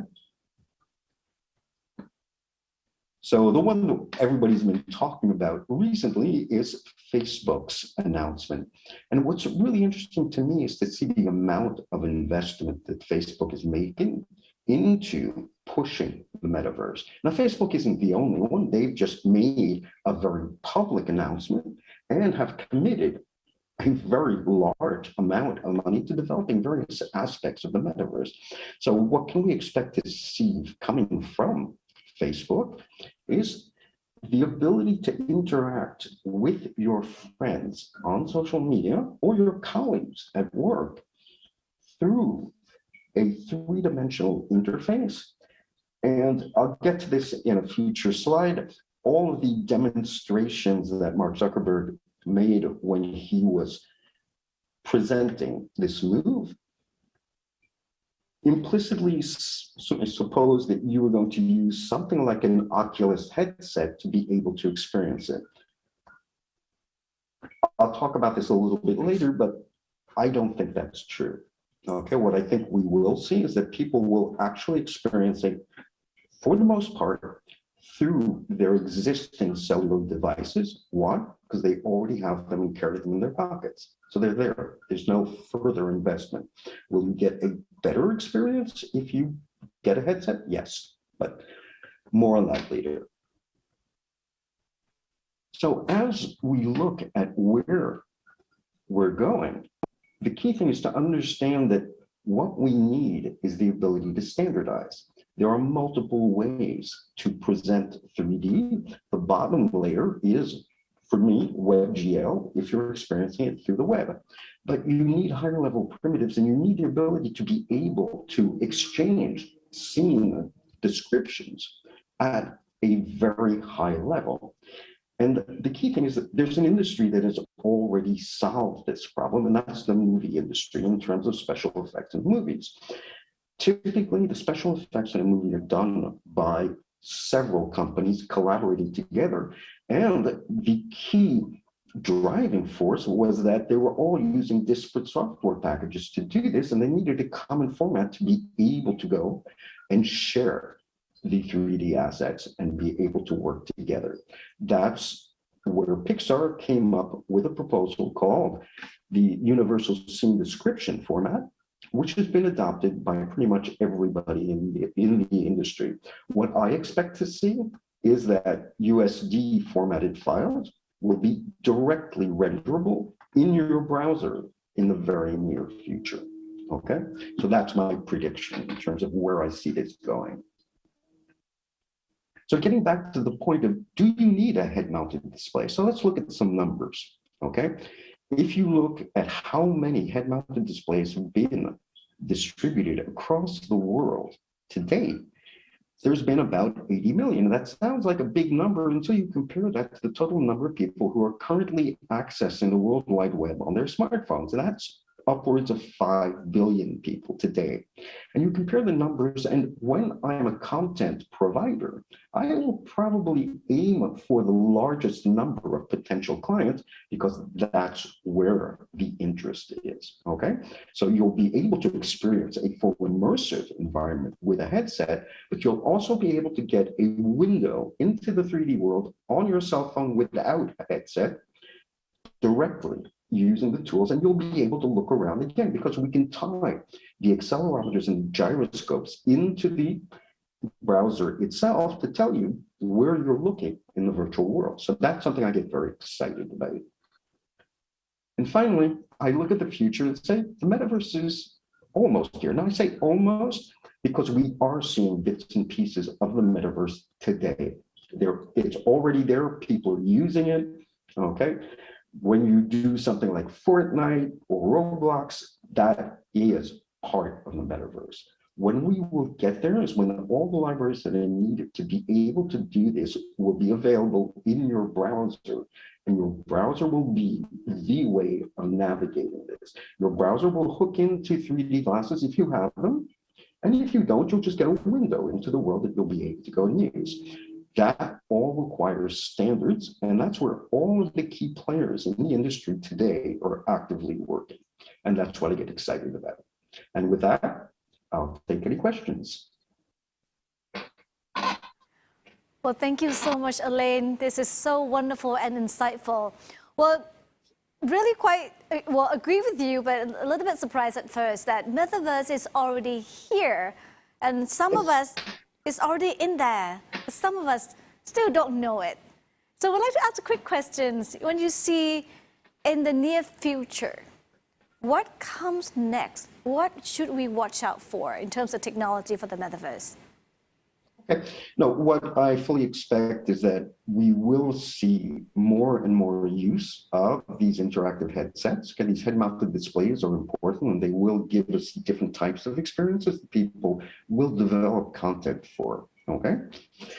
The existence of standards means that you will be able to go and interact with this content no matter where you are. And that's the essential part for me. It's once you have built-in links and I can go from an environment, say in Fortnite, click on a button and get taken to an environment that is totally different. Get taken, for instance, to the Smithsonian Institute's virtual display. That's when we'll have the metaverse. The technology to do it exists today. And that's the key point that I get excited about. What I want to see is the content providers thinking in terms of not just a single environment, but interconnected environments. These interconnected environments are what make this look more like the 2D web that we use every day. This is literally, for me, the three-dimensional web that we will all use in the very near future. That's fantastic. Thank you so much, Elaine, for your time. We learned a lot from you indeed, and hopefully we'll get to see each other in Metaverse and in real life in the near time soon. Thank you once again. I'm looking forward to it. Thank you. Thank you. That's wonderful. It's just like what is more satisfying than complexity simplified? Listening to Elaine take on trajectory of the metaverse and the concurrent technological roadmap has made it even more substantial for me. Once again, we are already in the metaverse, and some of us just don't know it. When thinking of technology and the subsequent futures, machine learning and artificial intelligence stand out clearly. Popular media and mainstream news most time fuel our apprehensions. About just 2 weeks ago, I recall, around like December 1st, New Zealand pushed on an international ban on autonomous weapon systems. When cold reading such news or just changing upon the headlines, it confirms our bias that movies have planted in our head. But what if I told you that there are groups of individual, amazing people, super smart people, working tirelessly to dispel this animosity that we have accrued over years of mass media exposure? It is with immense regard and honor that I will welcome to the forum our final speaker for today, Jean Lim. She will share with us her thought and experience on the better with AI, the positive future of how human interacts with technology. So Jean Lim is joining us from Hong Kong. A very warm welcome and late night salute to you, Jean. Hi. Can you speak louder? It must be really late over there in Hong Kong, so it could be around like, 11 p.m. perhaps?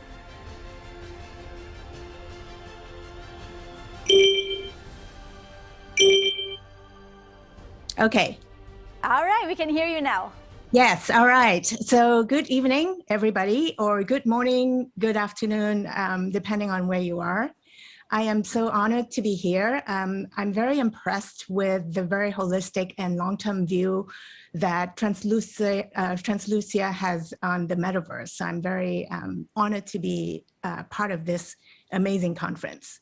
So my topic today is about AI. So this is not specific to the metaverse, but because the metaverse is gonna be the way we live, learn, and play in the future. So AI would be very much a part of it. So just to make the point, I'm sure this is not new to people in the audience. This is a pretty advanced audience. So Andrew Ng, who's the former chief scientist at Baidu and co-founder at Coursera, said in the future, there will basically AI would be just like electricity. It would transform everything that we do. So in the future, we're not going to actually have AI companies because like in the past, we don't have electric companies. All companies will be applying AI. And then also Sundar Pichai, the CEO of Google, says AI is probably the most important thing humanity has ever worked on. Okay, so just want to do a survey of the type of applications that AI has created impact in. So a very notable one is education. So now, instead of having a one-to-one session with a teacher, now students could actually have their personalized teacher. So imagine instead of a school having one teacher teaching 100 kids, you can now have an AI tutor that has 100 concurrent teaching sessions with the students. And furthermore, the teaching could be adapted to the learning style of each student. So this is a really disruptive force in education right now. And also in healthcare. So AI is actually able to diagnose cancer and many other diseases better than some of humans, or they offer suggestions that human would review and be able to make a final decision. So this is a very useful application in healthcare and medical services right now. And also in communication, so the chatbots, the Alexa, the Siri, basically they take your speech and convert it into text. They analyze your text and convert it back to the speech. So you could actually have a natural conversation with a machine. And furthermore, with the new technologies like GPT-3, the transformer technologies, AI could actually generate new contents. So this is a very powerful application of AI, because not only can they communicate, they could actually be generative. So of course, AI in manufacturing, I actually didn't know that 90% of all the robots in the world are used in factories. And this is a Tesla factory, it's 75% automated now. So this is affecting every factory and in every industry. So pharmaceutical, AI could actually analyze the cellular structure of cells, so it could speed up the process of drug discovery. So this is having a great impact on the pharmaceutical industry. And AI in agriculture. Now with AI being able to analyze the weather patterns and the water penetration of crops, farmers would know when to plant, how much water to give, so that they could maximize the crop yield. So our future looks very bright with all these new technologies of AI. Or does it? Is it as bright as we thought? So this is the World Economic Forum. I'm sure all of you have heard of it, WEF. So they did a survey on the top 10 most concerning world issues. So number one is climate change and destruction of nature. In August 2021 of this year, so there was a report that came out that we are now in code red, and it would just take 20 years for us to see the temperature rise another 1.5 degrees Celsius. And this is going to have a really major impact on everything around nature and also on the human society. And then large-scale conflict and wars is the number 2 concern. Number 3 is inequality, income distribution. And number 4 is poverty. Even though we are so advanced now, there are over 1 billion people, 1 billion children, 1 billion adults that are below poverty line and earning less than $1 a day. And also religious conflict. We're seeing a lot of these happening now, and government accountability, transparency and corruption issues. Food and water security, this is going to be a major thing for us in the coming years. And lack of education for many of the developing countries' children. Safety, security, well-being, especially with the pandemic, and lack of economic opportunity, unemployment. And also the pandemic has brought out, in many cases, the best in us, but also in many cases, the worst in us. So we see like people fighting over toilet paper, and also people basically going against a lot of these measures that are helping us to protect ourselves, and also a polarizing society. There's actually, me and my friends always say that, hey, we used to have healthy debates about everything, and now everybody seems to be self-censoring because as a society, we seem not to be able to embrace diverse opinions anymore. So this is a very concerning thing, which is the global mental health crisis. So research has shown that over 1 billion people actually have mental health issues. Can you imagine 1 out of 7 people actually have that issue? And even more upsetting is 50% of the people start having mental health issues below the age of 14. And this is especially acute during the pandemic. And also social media becoming unsafe. There's a lot of cyberbullying on the internet right now.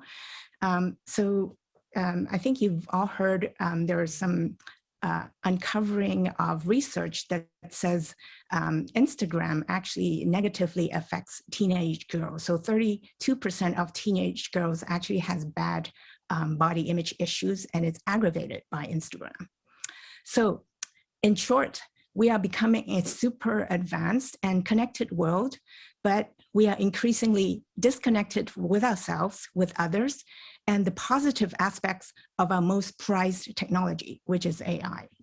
So why is it? Because we fear AI. I think Hollywood has been doing a fantastic job in scaring us with all the Hollywood movies. It's really well done. Special effects are fantastic. But as a result, we are very fearful of AI overtaking humanity. And also, we're concerned about AI competing with us and taking our jobs. And this is a very valid concern. Oh, so this is a number of years ago. I think probably people remember it, that there was a chatbot called Tay, which was put on the internet. And people start talking to it because it's learning and evolving. And within 24 hours, it's spewing hate speech and it's, talks like Hitler. And the problem is, it's not the AI because it's learning from us, right? We want it to learn from us. The problem is us. We humans, we're, given the chance, many of us are actually not very nice people, especially to machines. So we also distrust AI. So this happened a number of years ago. Cambridge Analytica took millions of personal data and fed it to Facebook, and so that it influences the election results. And also we're witnessing AI tricking us. So PP also mentioned deep fake. So this is a deep fake. One of them, I actually can't tell anymore. One of them is a deep fake of Obama. So now instead of just having fake news, we have fake videos. So how do we actually able to tackle disinformation? It's a really big concern. But we do have a choice in how we design technology. So we also have a choice in how we engage with technology. Do we just leave them in a data center and have them just decrease costs for us, increase productivity, increase efficiency, and never hear a word from them? It doesn't need to be this way, because if we want machines to understand us, to understand our values so that they could make better decisions for us, we have to engage them. And I do believe that positive human AI interactions can elevate our human experience. And why does it matter? It matters because we now talk to machines more than humans. And so I think it already happened last year, and Gartner was projecting that it would happen soon, but it already happened last year. And this anecdotal observation is we have more conversations a day with bots than we do with our spouses. But we could do better. And we could do better with AI, because AI should be able to help us become better versions of ourselves. We each have our complementary skills and talents. So if we join forces, we could definitely, create something better for human society. AI could help us be better to each other, because when we interact with AI, we also need to develop respect, and we also need to develop understanding. And therefore, I'm hoping that we would also be able to transfer that respect and understanding to other people when we interact with them. So AI should be able to help us pursue our dreams instead of looking at them as replacing our jobs. How about looking at them as relieving us from the tedious jobs that humans don't need to do, because we could pursue our greater dreams and also aspire to bigger things that we've only be able to dream of. And AI should elevate humanity, because we created the AI for a reason, right? Yes, they are here to increase productivity, reduce costs, but we should be able to expect more from AI, because it's learning and evolving from human experience. So it could learn and evolve from our evolution as well. So how do we design AI to support humanity? So the thing is, we are hardwired to connect through expressions and gestures. So when babies, newborn babies, when you smile at them, they are hardwired to smile back. So this is hardwired in us as a human species. And human-like computer interfaces are shown to facilitate trust between humans and machines, and also engagement. We want to engage with things that feel familiar with us. So machines can also provide support and also create emotional bonds. So this is Paro the robot. So basically, Paro the robot accompanies elderly people with dementia so that they won't wander and they won't become lost. And also across generation, all kinds of generation can benefit from AI. So at the end of it, I believe that human-like AI, when designed well, can help us engage with technology better. Now, enter the metaverse. So metaverse is called the biggest disruption in the coming decade. So when I looked at the word bubble of metaverse, I was kind of looking into it. It has like hardware, it has devices, features, I couldn't find anything that talks about happiness, love, or things that we dream about. But I think Metaverse should provide that because it's providing a new way for us to live and work and learn and play. So now looking at the building blocks of a metaverse for humanity. So what do we have here? We need to respect nature. We need to create a world where there's social cohesion. And we need to create a world where we could elevate our personal well-being. And on top of that, then we design based on these principles, how we live, learn, work, and play. And then to me, technology comes afterwards. Technology is an enabler. It's never about the technology. So I wanted to go through and just do a survey of the good technology applications that I believe would have a lot of value in the metaverse. So one is Ant Forest. So this is to encourage people to take sustainable actions. So they would accumulate green points. And then when you have enough green points, you could plant a virtual tree. And when you collect enough green points to plant virtual trees, you could actually plant a real tree. So this encourages people to make lower carbon choices in their daily living. So I love this. This is actually a film, but I think it could definitely be something that could be deployed in the metaverse. Is this transforms you into a rainforest tree. So you could basically raise your arms as branches and your body as a trunk, and you experience the tree's growth from a seedling into its fullest form and witness its face firsthand. So not only do we get to hug the tree, we get to be the tree itself. So this application is used by PricewaterhouseCoopers to uncover biases. So basically you role play as somebody who meets a person from a disadvantaged group, or if you're a manager, you meet somebody who is an intern, and then you learn to interact with them, and then you actually could uncover a lot of biases through this kind of role play. So this site is called Equality Reality. So it uses a VR solution to facilitate role-playing also, to enhance people's leadership skills, to reduce racial biases, and then diversity, address all these things that are that are based on social interactions. So this is a metaverse operating room for simulated medical training, where the doctors would do simulated surgery, and then they would be able to know exactly what they did right and exactly what they did wrong. This is a personal mental therapy program. So you could wear your VR glasses, and basically you could pretend that you're going into many social situations. And because it's virtual and there's no real danger, so with practice, then you would become better and you would have less social fears. This is virtual self-actualization. I really love it.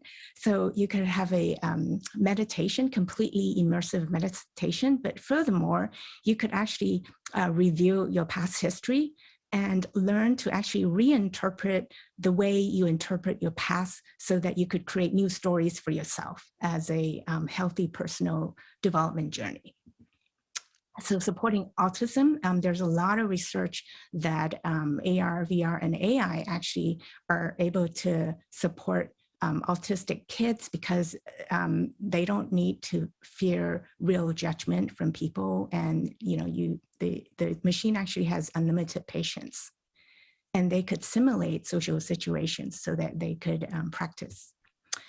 And this is really important because a lot of times when you talk about metaverse, we talk about metaverse for young people, for the young generation, but actually there's a lot to be offered for the elderly as well. So VR, which can be deployed in the metaverse, helps the elderly manage pain and also detect Alzheimer's and treat Alzheimer's, and also improve their quality of life. They could go on a worldwide travel tour to any place in the world, even if they're not mobile or they are sick. Enhancing life for the physically challenged. So this is called cane controller. So it basically uses a virtual world.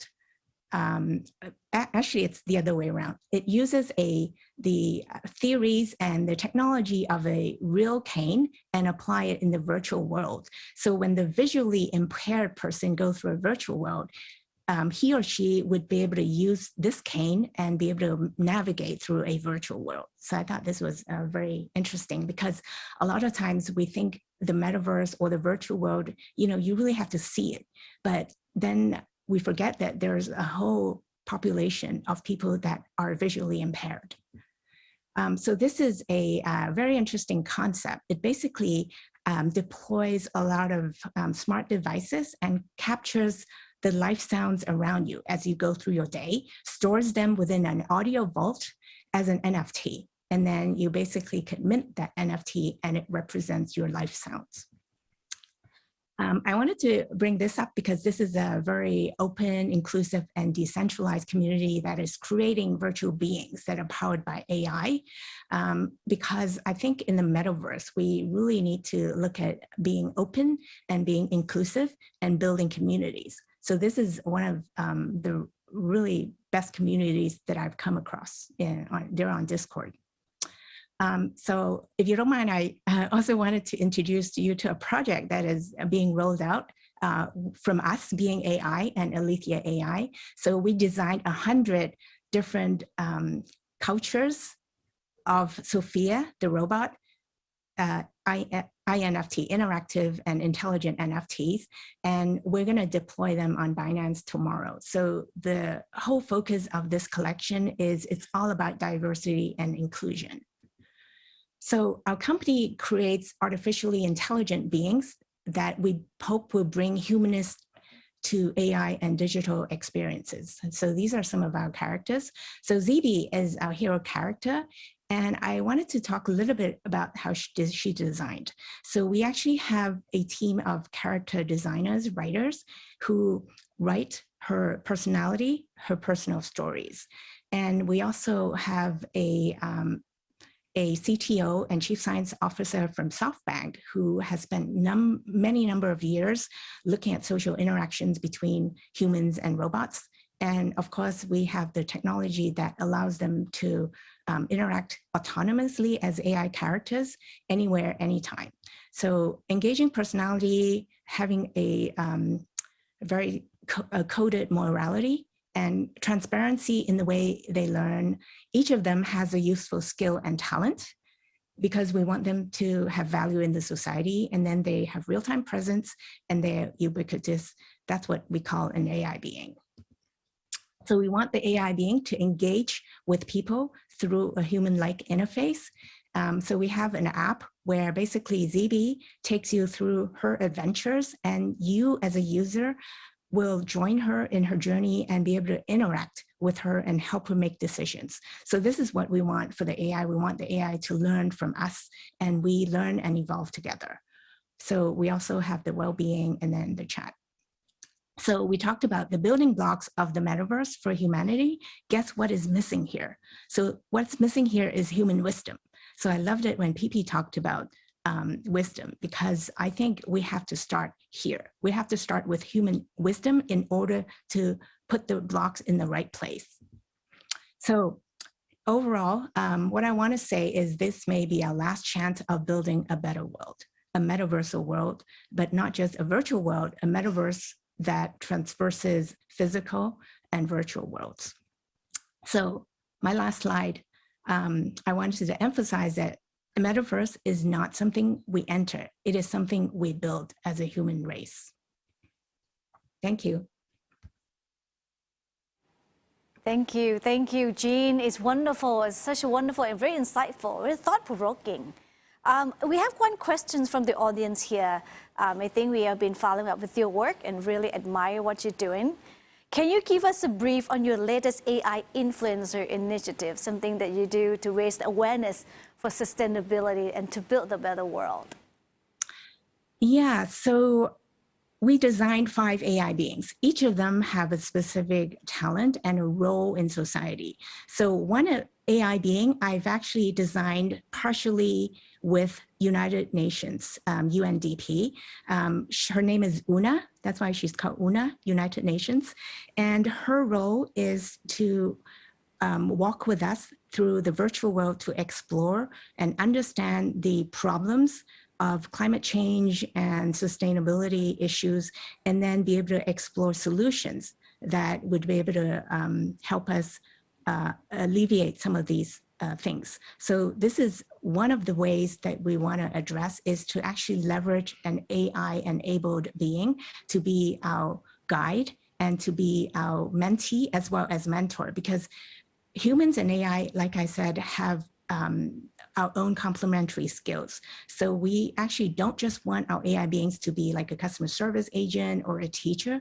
We want our AI beings to learn and evolve with us. So I always say it takes a village to raise a child. It takes the whole human world to raise good AI beings that would benefit us and co-create a better world with us.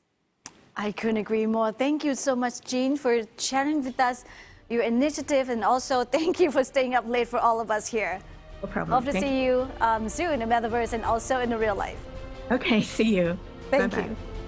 Whoa, what an intensely insightful session we have had here. And once again, big thank you for all 5 speakers: Kathy Hackles, Professor D. Fox Harrell, PP, Elaine Cheney, and Jean Lim. Oh boy, what a day. Well, this was a full-fledged 5-course meal for our brains indeed. It is good thing that we have till tomorrow to digest all this and understand the rich content we just ingested. On a personal note, what intrigued me the most is about how metaverse that we are at the dawn of its realizations. It's still early. It has yet to develop. Of course, like our speakers have shared, it already exists. But for it to be truly prevalent and accessible, many different components and actors have to come together and share agreements of what metaverse could truly become. With day 1 coming to a close, I would like to entice you with a brief rundown of some of our highlights for tomorrow. We'll be hearing from Professor Jeremy Bellison of Stanford University's Virtual Human Interaction Lab. His talk will focus on how virtual experience transform empathy, environmental, conservation, education, and health. This will be followed by a fireside chat, a casual one-on-one between Dr. David Bray and myself, where we'll have a conversation on topics ranging from opportunity versus inequality, the sanctity of identity in the face of globalizations, economics impact of the metaverse, and more. I bet you don't want to miss out on this.